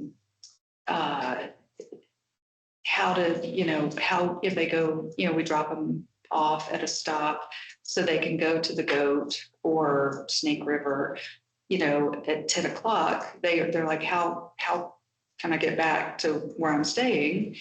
And it's kind of like, I don't know, unless you're back, by 10:30, there's not a real good answer because even the ride services are, as I understand it, hit or miss in Keystone because we're remote. And sometimes doesn't make financial sense for somebody to come from Breckenridge to Keystone to take somebody for a ride, drive for 3 miles and drop them off at their lodging. So in that aspect, I would love to see transportation addressed. Okay, thank you. Councilmember McCain. Thank you. I would like you to just take it a little further and look into the next 10 years. So 2 to 3, or you can just stay with one, most important issues you believe the town should address in the next 10 years.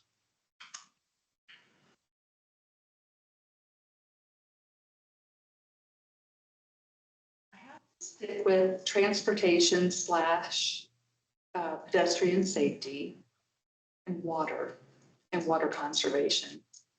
I'm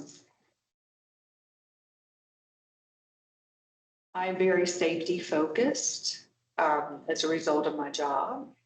And I feel like, those two items, without those two, without water, what would our future look like in 10 years? A lot of that's out of our control. But I'd have to stick with pedestrian safety / transportation and water conservation. Thank you. Suzanne. thank you very much for coming in this afternoon. We appreciated your responses. As I mentioned earlier, we're going to be going through the selection process after the next two candidate interviews. So that's probably about an hour, I would guess. We'll be going through the voting process for selection. Okay. If you're selected, and you're available, we'd like to swear the candidate in tonight and participate with the rest of the council. And thank you very much for coming in. I appreciate it. Thank you so much for the opportunity to come in and discuss. Did any other council members have any last questions? I was just going to ask, so you talked about transportation a lot, and I'm going to put you in the $1 million seat here. What are some ideas you have for transportation? Like, how do you see council in the next 2 to 3 and 10 years addressing? Well, again, addressing the Razor Drive intersection, pedestrian safety and transportation, I'm kind of lumping those two together. As far as, maybe working with Keystone to extend hours, or, there's been, I won't say speculation, but, people have wondered if the town of Keystone might not develop its own transportation system or partner with Keystones or whatever. But until Keystone grows to the point where we have reliable ride sharing, maybe extending hours on certain weekends or during conferences, which is already the case for conference attendees. They'll extend hours because their events go pretty late. But, working with Keystone Transportation and maybe coming up with a plan to partner in some regard to that, to meeting those needs. Because I honestly do not know what happens when I drop someone off at a stop, say at 9:30, and, I don't, down in River Run, I don't know how they get back to the lodge. And I worry about them. That's so silly, but I do feel like there's a need. Thank you. Okay, thank you. Any other questions? Thank you. Well, thank you so much. Thank you very much. Thank you. Appreciate the opportunity to chat with you guys too. Was that better? That was very associated. Very associated. Very fair question. I had a follow-up, but I wasn't doing that. I was trying to see perspective on the gondola, because one of the other applicants had mentioned about the planky idea of the clumsy. Yeah, but I had mentioned that. So I was like, what does she think about the gondola?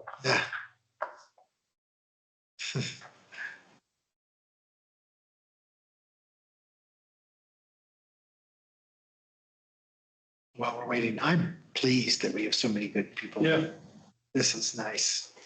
You know what we say every darn time we have all and when we were sitting here going through the election process, I was shocked at all the people that had been sitting in previous election periods and been like, these are some amazing people. Why aren't they running? I know. I think folks were generally happy with the current council, and they thought they'd be running against the current council member. Yeah. And That's what it looked turned like. out not to be the case. Fair enough. Should have publicized That's a good it. It is how it appears. Particularly Christie thinks that is. that's, a month later, we had now 5 qualified applicants.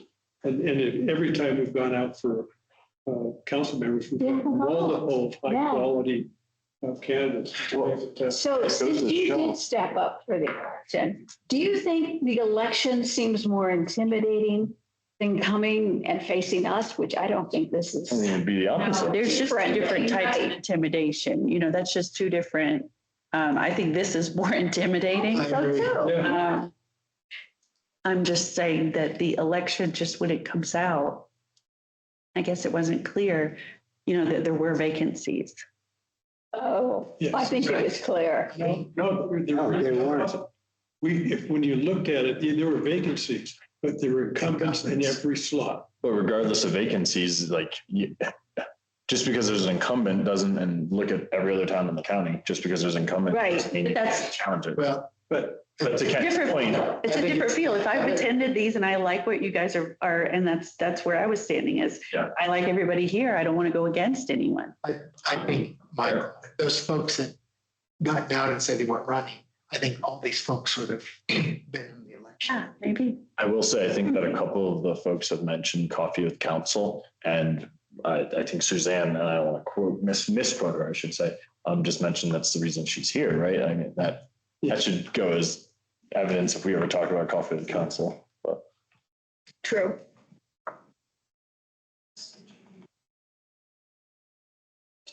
Next one was going to be in person? At 6 o'clock. All right. Okay. Is Vivian here? Vivian online?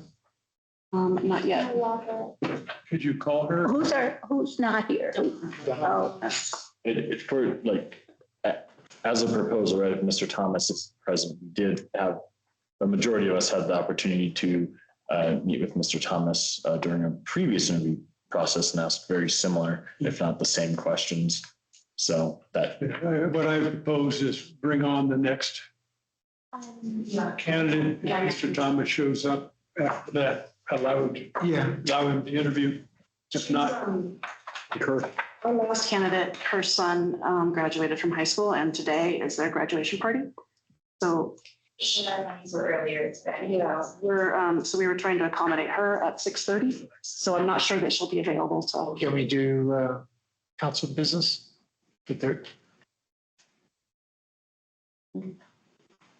I hate to, interrupt the flow. well, yeah, the flow is necessarily, I do hate to interrupt the flow. The other piece is if we had members of the public who wanted to come in and speak before we consider if it's that type of business, we could ask the town manager to do his manager's report early.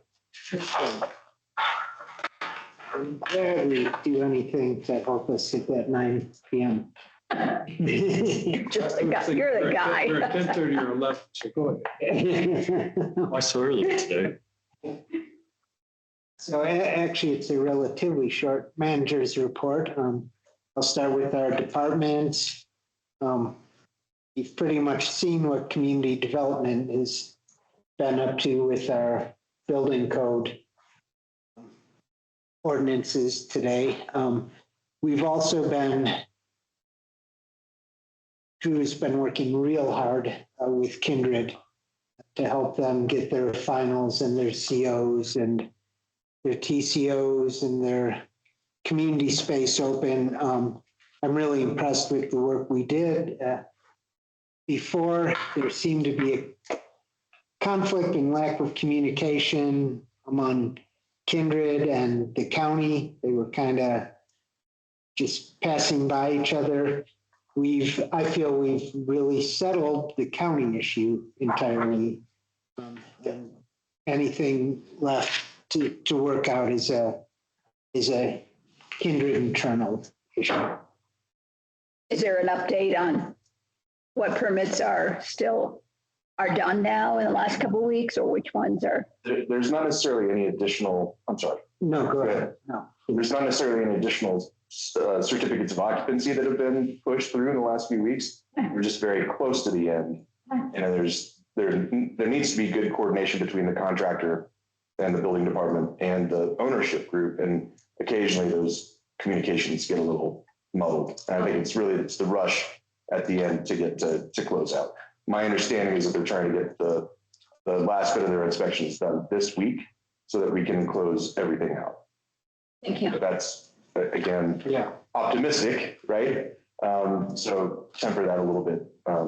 Is that everything out for the meeting, ballroom meeting place, or everything up?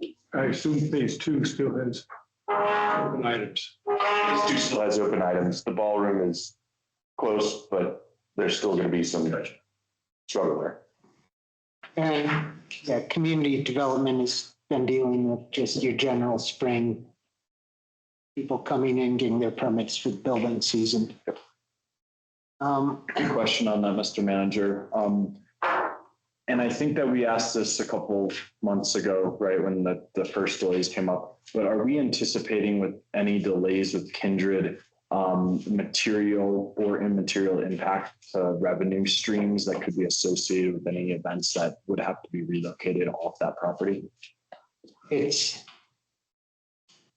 I think we've set the stage where they could have everything generally open without interruption. I'm sorry, I mean, for our funding sources, so taxes, right? Yeah, it all, like I said, we've set the stage so the things they have booked could have the ballroom, could have issues like that. The question is, are they going to get it done next week? And if they don't, about being done, right? I'm not talking about, I'm saying, do we think that any impact thus far in the development process has had impacts on our revenue streams? Well, yeah, this place should have been open a year ago. But let me, I think, phrase the question a little different. Yes, and sorry if I'm, Was our budget in any way developed based on Kindred in revenue? Thank you. Okay, no, we did not anticipate in our budget. We did not anticipate any Kindred revenues. So even though this is a little bit delayed, anything is icing on the cake. Correct. Thank you. Didn't understand. I was trying. No. Another way of looking at that is any Kindred revenue helps make up for the deficit that we've seen because of the legacy. Yep.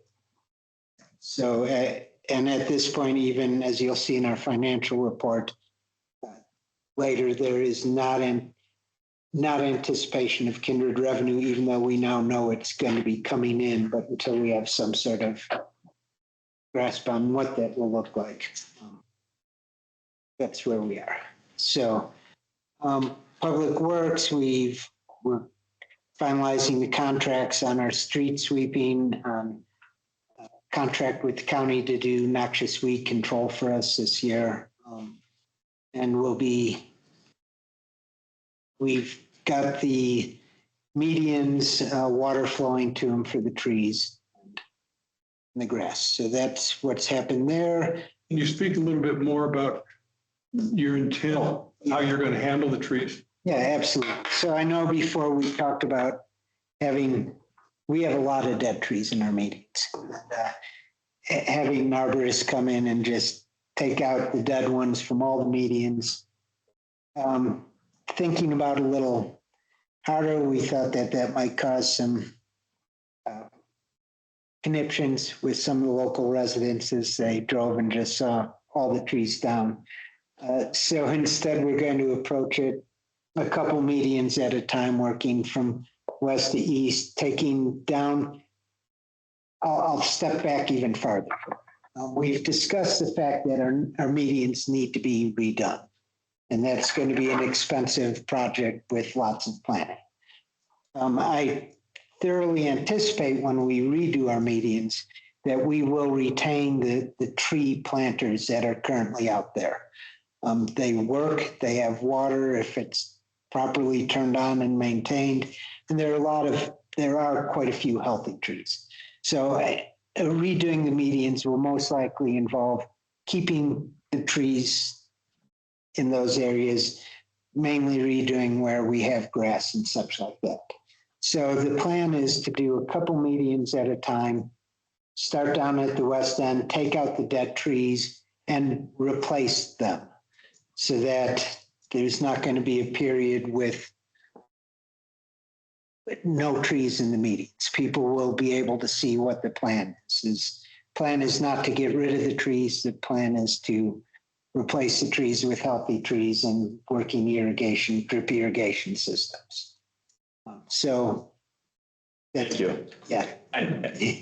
Guys, a question along those lines. So we're really now responsible for maintenance. So are we going to put the Christmas lights up, for example? Is that us? And that, yes, most likely that'll be a talk we'll be having coming up in the very near future. What will be the talk? What, is there an option? Yeah, not putting up. Yes or no? Lights. I was, who would do it? Yeah. So it's either we do it or we don't do it. Yeah, do it, and how much are you willing to pay? Yeah, who had been doing that? Like lighting The resort had, I think, and the water and everything. It also looks specifically with that, and I could be wrong. Breckenridge, for example, removed the lights about 2 weeks ago. I still see lights out there. Were they left up all summer? Yeah, they always are. Yeah, okay. All right, bye. I'll see you Friday. Love you. I did have two quick questions for the manager. So Excuse me, Neil, we having a minor delay. We have still two more candidates to interview. We're waiting for, we had to shuffle the schedule, so we're waiting for another online candidate to come on board. She had a high school graduation party this evening for a child. So she'll probably be here by 6:30, hopefully sooner as we go forward. So that just gives you an idea of where we are.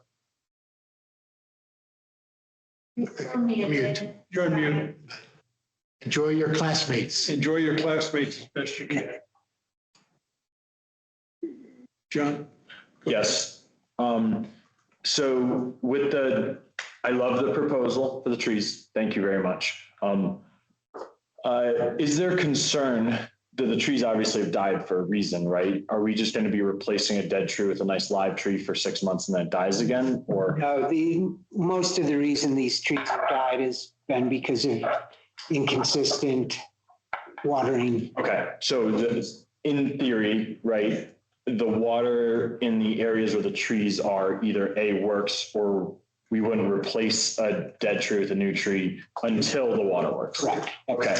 And then the plan you laid out, and I know we haven't gone through an RFP process to my knowledge on this, but do we anticipate keeping the trees that are live there, either new that we're replacing or existing, would lead to a more expensive medium project than a clean sweep and rebuild? I don't think so. Okay. Tell the truth. Okay. One issue with the medians and the problem with the grass is it's curb high. So in winter, all the salt gets pushed onto it. The tree planters are a couple feet high and actually don't suffer the same problem as the grass does. So. Well, thank you. And it's comical in one of the meetings, there's a clearly dead conifer tree that doesn't have tape around it. I chuckle every single time I drive by it. Yep. So, yeah, we're taking it step by step, doing what we can. Okay, and the clerk, still training, learning, and we've got a whole bunch of license issues. Business license renewals are coming up. Our clerk has worked very hard to make sure all the new Kindred businesses were properly licensed for their opening. And I recommend to everyone, those restaurants over there are good. Those restaurants over there are good. Go visit Kindred. When people visit you from out of town, check out these places. I think we're on a road back up to where we all want to see the Keystone Town restaurants throughout the town. Successful, packed, and keeping us happy. Marketing. You all received an email poll earlier this week from Gabby, and everyone responded. June 1st at 6 p.m. We're going to have a special meeting, and this meeting is a presentation of the destination blueprint plan. Now, this is something done for us by the Colorado Tourism Office and Office of Economic Development and International Trade. It's we have to do it in early June. As part of the contract, our consultant has to give a report. He's unavailable later in the month. So that's why we're setting this up. He's going to present a pretty cool plan with some pretty cool recommendations. Now, I want to make it clear, these are recommendations. Town council will discuss them, decide which way we want to go on things, but it's a great plan for us to start moving forward marketing Keystone as a town in cooperation with the marketing of Keystone as a resort and the marketing of KNC and the marketing of Kindred. A real good synergy with the various marketing groups that we have. Has A-Basin been in that consideration? Yes, and the marketing of A-Basin, I should say too. John, Dave was going to send out the digital copy of the strategy. Did you get that? So that the council members could look at it before the presentation? I'll make sure to call him tomorrow and get To that. send it the next day, so. Yeah. Because it's a lot and you will want to have read it before he comes in and gives his presentation. And then you can focus your questions on your gaps of understanding, okay?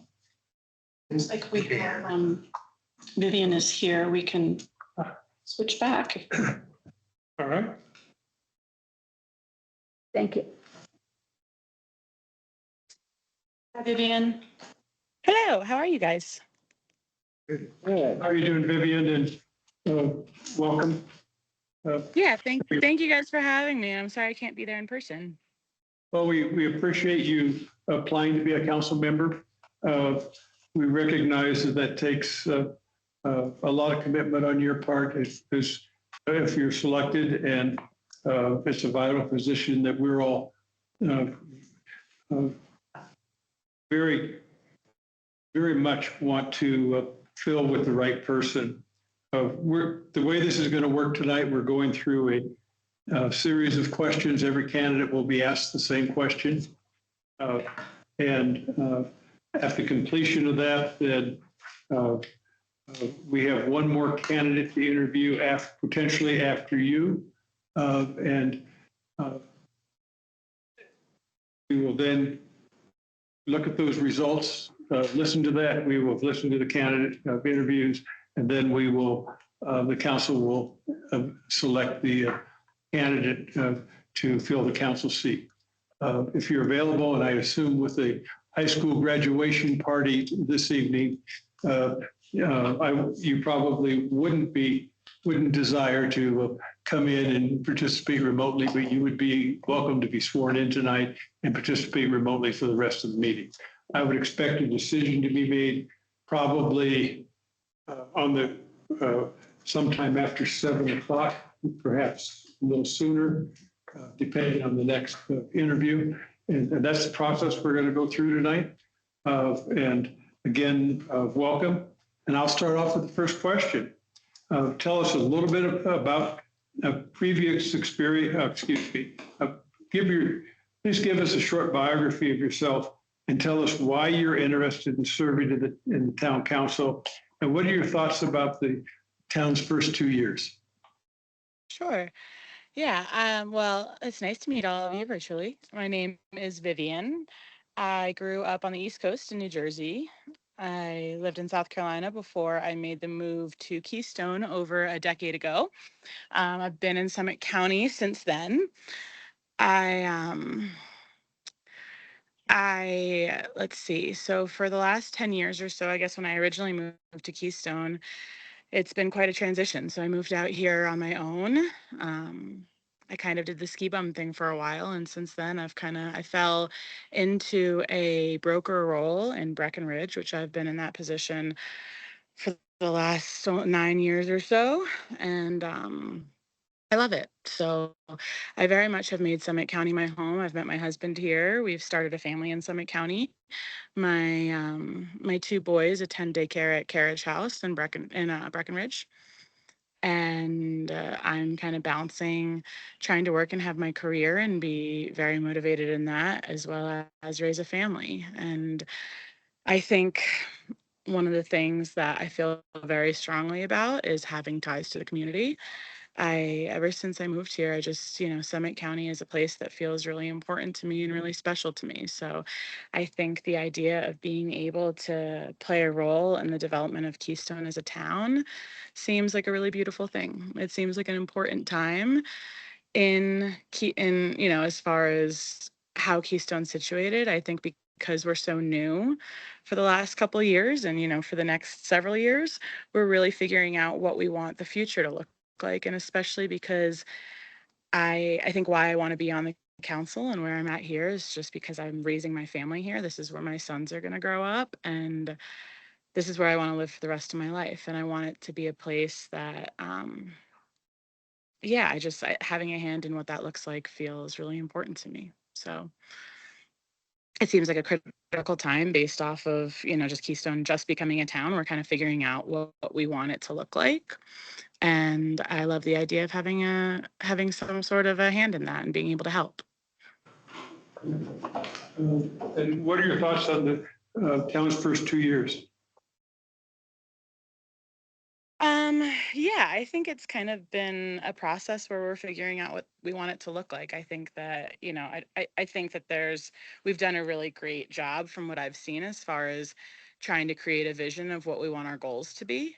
There seems to be, with the plan that you guys have laid out, a really cohesive vision as far as like what the priorities are between like the development for pedestrian safety, the recreation paths, what we want the growth to look like. I think that there's obviously some really key priorities. I think now it seems like it's just a matter of how do we bring those to fruition and what's that going to look like. It seems like we know what the majority of the focus is going to be on. It's just what is that? How do we bring that to life?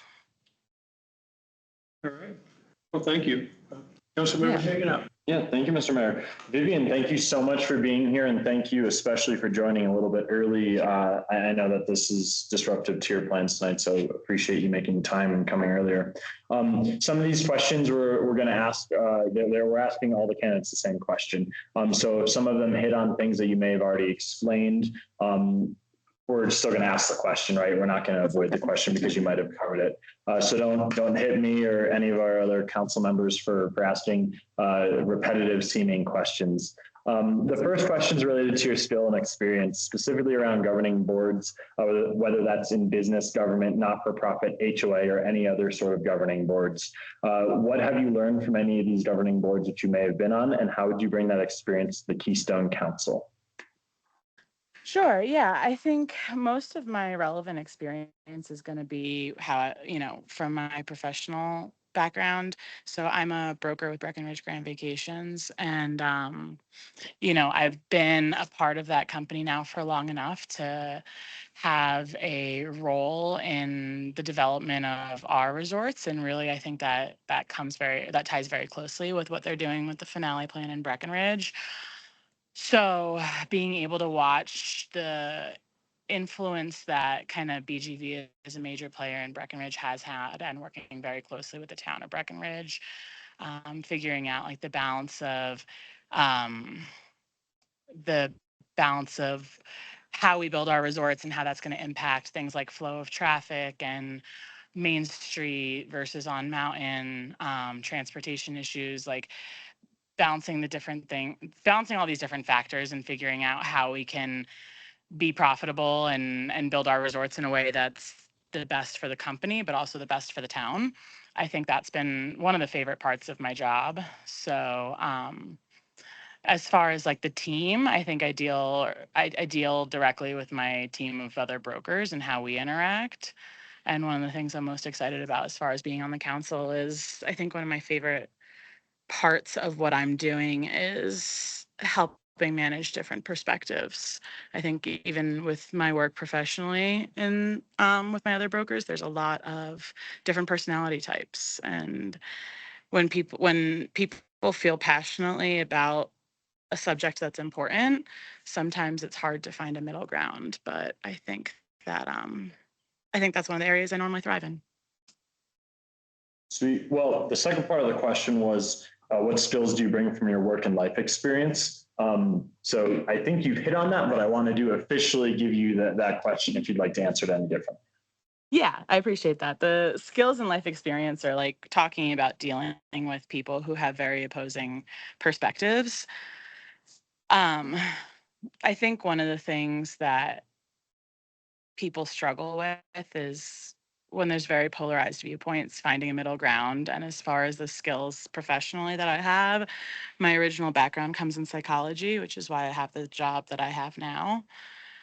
And being able to help mediate those strong viewpoints, I think, is one of my best skills. I think I consider myself relatively moderate and more of a centrist. And I have no problem being able to clearly state my viewpoint and my objections. But I think that when people feel very strongly, it feels important to me that everybody's heard, and it feels important for me to help give people the opportunity to share the stage and that we hear from everybody. And that's one of the things that I do in my personal life, I do in my professional life, and I think I would be excited to bring to the council. As far as my professional skills go, I think it's about mediation, and I think it's about getting everybody heard and trying to come to some sort of commonality, because I think the nice thing about polarization is, like, you know, those people on both sides feel that way for a reason, and those are important reasons. And so, you know, there's probably validity in both sides. So how do we bring that to the table and show up in a way that, you know, is a compromise? Thank you so much, Vivian. Councilmember Camp. Thank you. I'm so appreciative that you're here tonight and that you have this enthusiasm you're sharing about the town. My question is, town council requires a significant time commitment, usually 2 meetings a month lasting about 5 hours each, reading extensive packet materials prior to the meetings, and often attending other committees or organizations' meetings. How will this fit into your other commitments? Yeah, I mean, especially being, so my youngest is 6 months old, so I am a new mom. I do have a lot going on, but I very much enjoy being able to balance the things that I have in my life, especially the things that are important to me and priorities. So I recognize it's going to be a big time commitment. My father's actually on the council for my hometown that I grew up in, so I get to see kind of the influence that he's had in the last 10 years doing that. So I'm very familiar with what the time commitments and responsibilities are going to look like.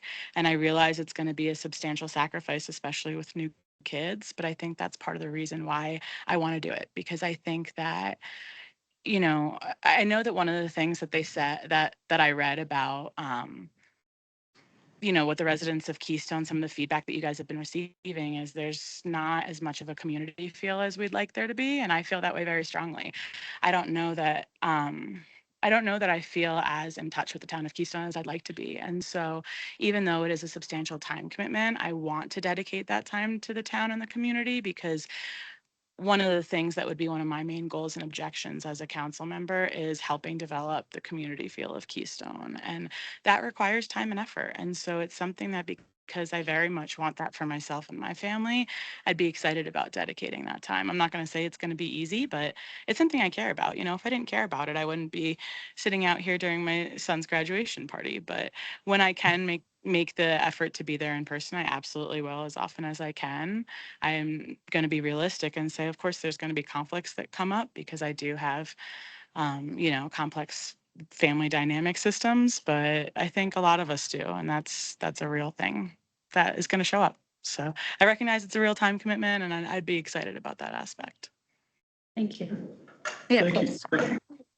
Councilmember Kerr. Hi, I'm Carol Kerr, and my question is about conflicts of interest or potential. So do you anticipate that there could be a professional or personal activity that could lead to a conflict of interest with the town council, or the perception of one?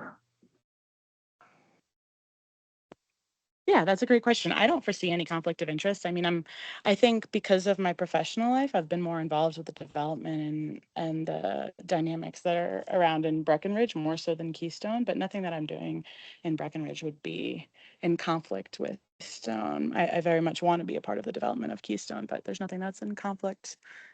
No. Okay, I appreciate the thoughtful response. Thank you. Sweet. Thank you, Mr. Mayor. Vivian, I have a two-parter for you again. So the first part is going to be, please describe what you think the role of a council member is and who you represent on council. And then the second part of the question is, when the council must make difficult or even controversial decisions, how will you represent the best interest of the public and consider the interest of community groups who might share differing or opposing ideas? That's a great question, and I'm going to break it down into two, if that's okay, to keep my 100%. attention where it needs to be. So let's go to the first part, which is, what do I think my role in council is? That was the gist of the first question, yeah? And then who do you serve? Who do I serve? Who do you represent? Sorry. Yeah. So my role in council, I think, is as Keystone's developing as a town, and we come across the issues, like I mentioned earlier, whether it be how do we develop the recreation, how does the recreational development in Keystone look like? Or, how do we balance affordable housing? Things like these major issues that are coming up in the master plan, as those come across our desk, how do we handle them? How do we move forward? How do we want to grow as a town? So I think part of the council is being able to look at the vast majority of populations and try to take all these different perspectives into account. So when I think that ties in with who do you serve, I think I serve the town of Keystone. And I think there's a large disparity between the different populations in Keystone. I bring up being a ski bum when I first moved out here, because that is a big part of our population is, the people who work at the resort and who need affordable places to live. I think there's young families that are just getting their start in Keystone. And then there's also second homeowners and retirees in Keystone. So I think there's a lot of diversity in the different populations in Keystone. And that's something that feels very important to me, is that I love bringing the perspective of a new young family in Keystone. And I would love our council to be representative of these different populations. So when we have these issues, we can say, okay, what does this look like from the perspective of young families, retirees, and making sure that we serve all those populations when we make our decisions. And now I need you to repeat, if you don't mind, the second part one more time for me, just to make sure I'm answering the right question. No worries at all, Vivian. So when the council must make difficult or even controversial decisions, how will you represent the best interests of the public and consider the interests of the community groups who may share differing or opposing ideas about specific issues? Yeah, that's a good question. And I think I touched on a little bit of it earlier, but I'll just reflect back on it and what it feels like from my perspective. I think that, like I mentioned, when people feel very strongly about things, I know that that's going to be a key part of my integration with the town, is like hearing people who feel very strongly about very important issues. And I think that it's important. Obviously, we're going to have to make rulings and we're going to have to make calls that people are not happy with. But I think it's important we don't just fall completely on one side with things. I think we need to take both opposing views into perspective. And I think it's more about compromise in the gray area than it is black and white, as often as we can do that. I mean, sometimes that's just not possible, but I think trying to hear the different viewpoints and reach some kind of collaborative compromise feels really important to me. Sweet. I appreciate that. Thank you. Yeah, of course. And now I'll turn to Councilmember Parmet. Hi, I'm Aaron Parmet. Hello. And hi, my question's about public involvement. What are your thoughts about how the town and council engages community members now, and how we can encourage public involvement in the town? Yeah, I love that question. And I think that that's probably, I think all of the subjects that I read about that the town wants to focus on, obviously they're all very important for different reasons. I think what you're asking about is probably the one that's the nearest and dearest to my heart. I think that, and I can't obviously speak for all of the population of Keystone, but I know in my decade being here, I love Keystone so much as a place to live, and I feel so grateful that I get to be there. I think the main thing that it's lacking from my perspective is that community and neighborly feel. So as far as like involvement in Keystone, I see that there's a lot of effort being made there, but I don't know that I feel like I've personally experienced any of it. And I really, I think that's one of the hugest areas of opportunity to continue to develop the community feel of the town of Keystone and community engagement. So, even in my neighborhood, I've lived there 10 years and I barely know most of my neighbors. I think there's maybe two of my neighbors that we're on good terms with, but I'd love to have more of a community feel just in the North Fork neighborhood where I live. So, I love the idea of trying, Keystone's hard because it's so spread out, but I love the idea of even within these little neighborhoods around Keystone, trying to really foster community growth and development and involvement so that even for the second homeowners or the people that aren't there all the time, so you feel like you know and care about your neighbor. I think that that's one of the things I'd be most excited about continuing to explore and helping grow and develop. Thank you for your answer, and congratulations to your son on graduating from Thank you. high school. Summit High? No, actually, so we've got, like I said, complex family dynamics. Our oldest two children are both in Mullen, so I'm down in Denver, which is why I can't be there in person with you guys right now. Okay. Thank you. Congratulations. Yeah, that doesn't change the congrats. Thank you. We're very excited. Hi, Vivian. I'm Dan Sullivan. Hello. Hi, Dan.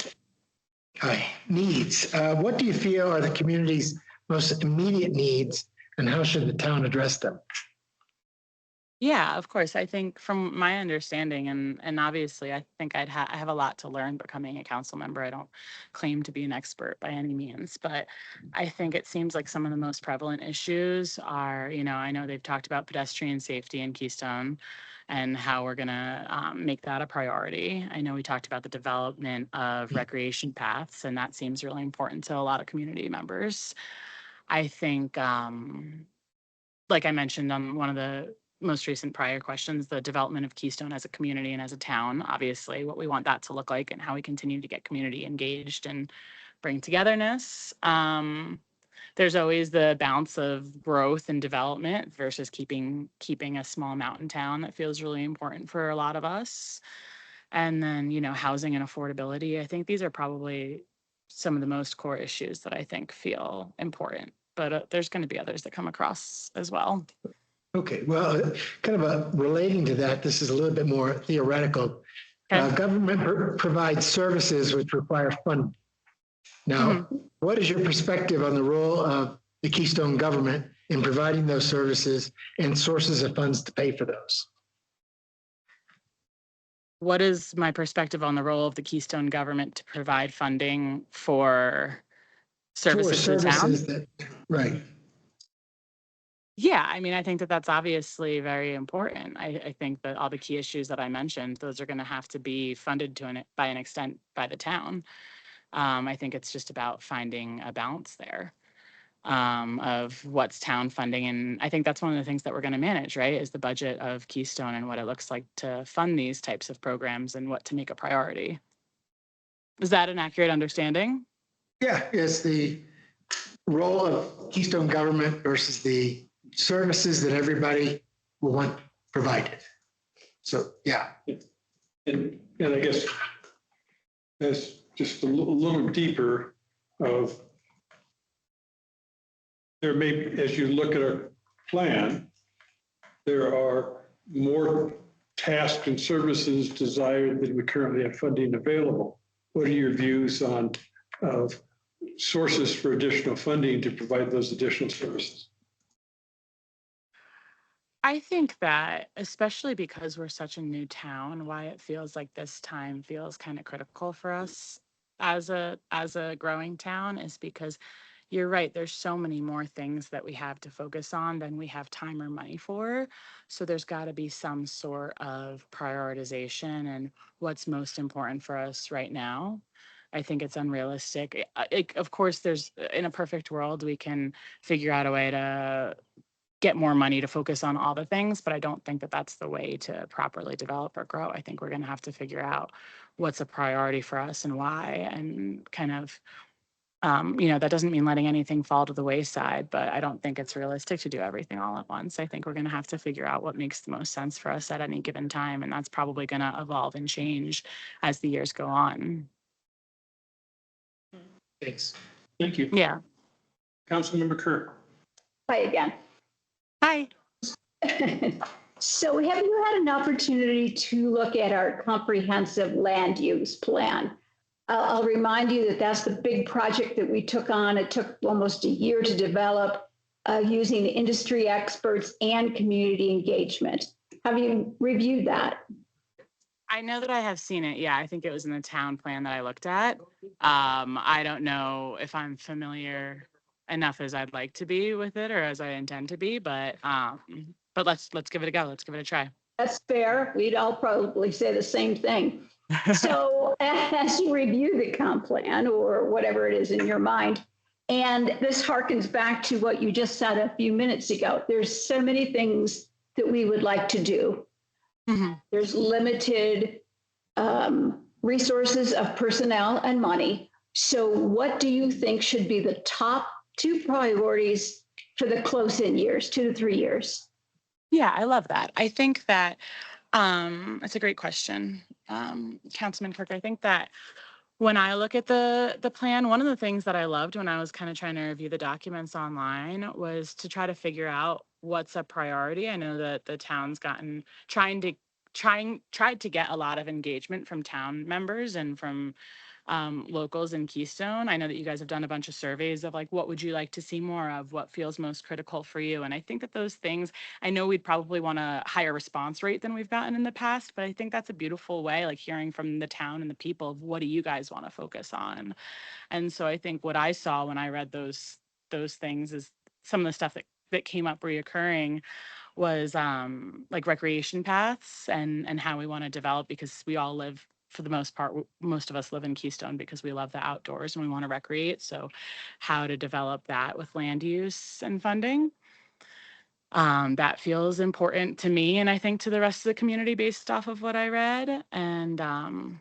And then the other one that, is a tale as old as time is affordable housing. I think especially as Keystone begins to continue to grow and develop, I'm very much an advocate for continuing growth and development because, we all live here. We want Keystone to continue to thrive. And, I make a living off of our tourism and our local economy.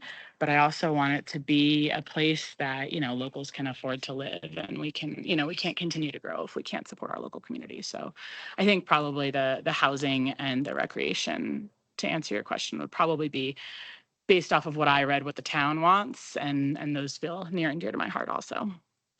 Okay, I appreciate that. It's hard to narrow it down to 2. Right. You got that? Yeah. But let me follow up.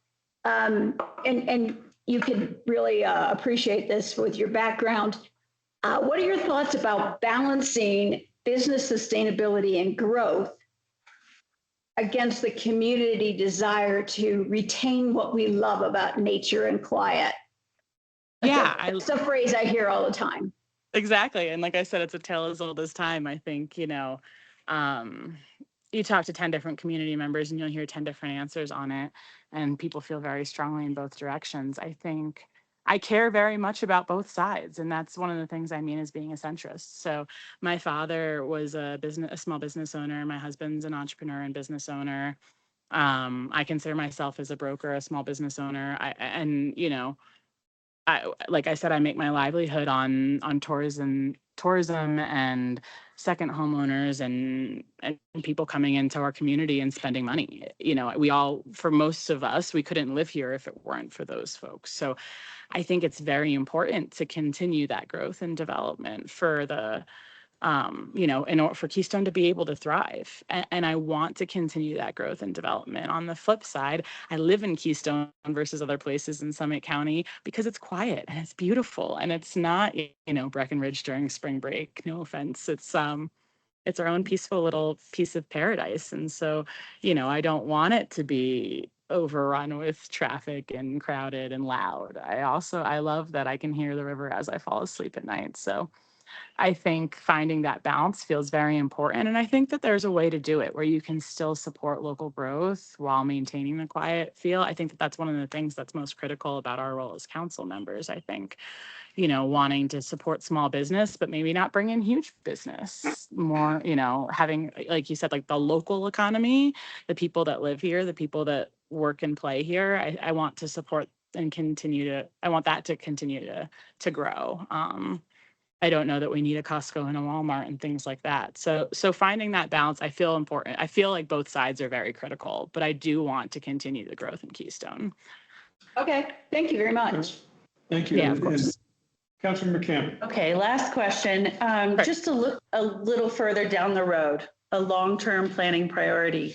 2 to 3 most important issues you believe the town should address in the next 10 years. Sure. Yeah. I think the most important one to me, as I kind of said a second ago, is the community development. I think, and I've, in my 10 or 11 years out here, I've spent a short amount of time where I have lived in Breckenridge for a quick stint, and I have lived in Frisco for a quick stint. I've lived in Keystone for the large majority of that, but just having experienced these different parts in Summit County, I wish that Keystone had that local town feel. Frisco does an amazing job of it, but I just think Keystone's super lacking there. So for me, that community engagement and development feels like number one that I'd love to see happen, this year or next year, like pretty as soon as we can make that happen more often. And then the recreational paths, that's important. The recreational development and, trail systems and bike paths and pedestrian paths. I think things like that, as the town continues to grow, I think we definitely want to make that a priority. And then, the local housing and affordable places for people to live, because as we do continue to support economic growth and development, we can't do that if we can't sustain a local population. So I would put that as my third. Thank you. Yeah. Thank you very much. Council members, any follow-up?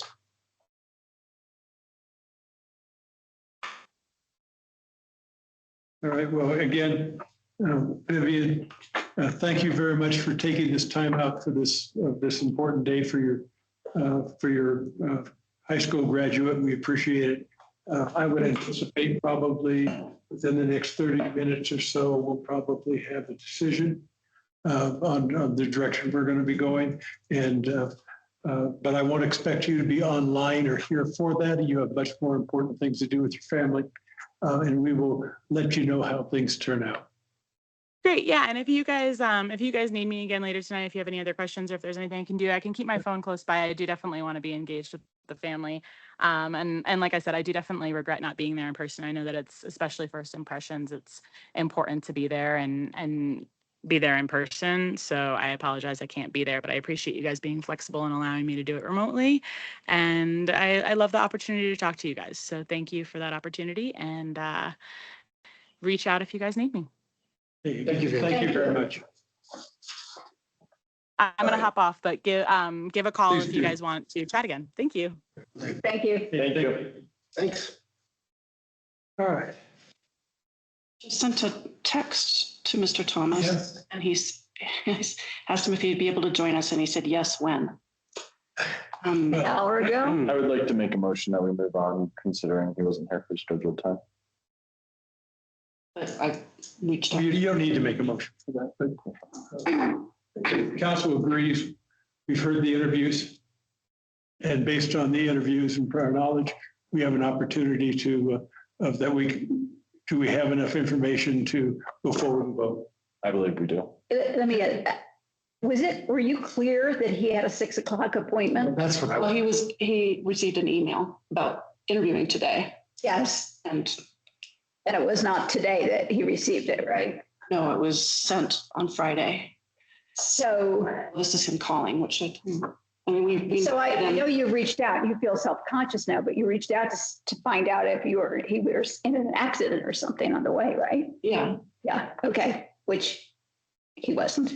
No, he's calling. I just don't know what I'm supposed to tell him now. So I guess the question is if he can get here in 5 minutes. Get here in 5 minutes. I mean, can he be here in 5 minutes? I don't, is that the right use of our time? Do we normally take phone calls? I think it's fair if he's calling her now. She's been communicating with him. Yeah. I'm sorry. I want to hear why you didn't hear that. Second? Yeah. Just I'm asking him to be here in 5 minutes. No, she's asking him if he got the email and why wasn't he here?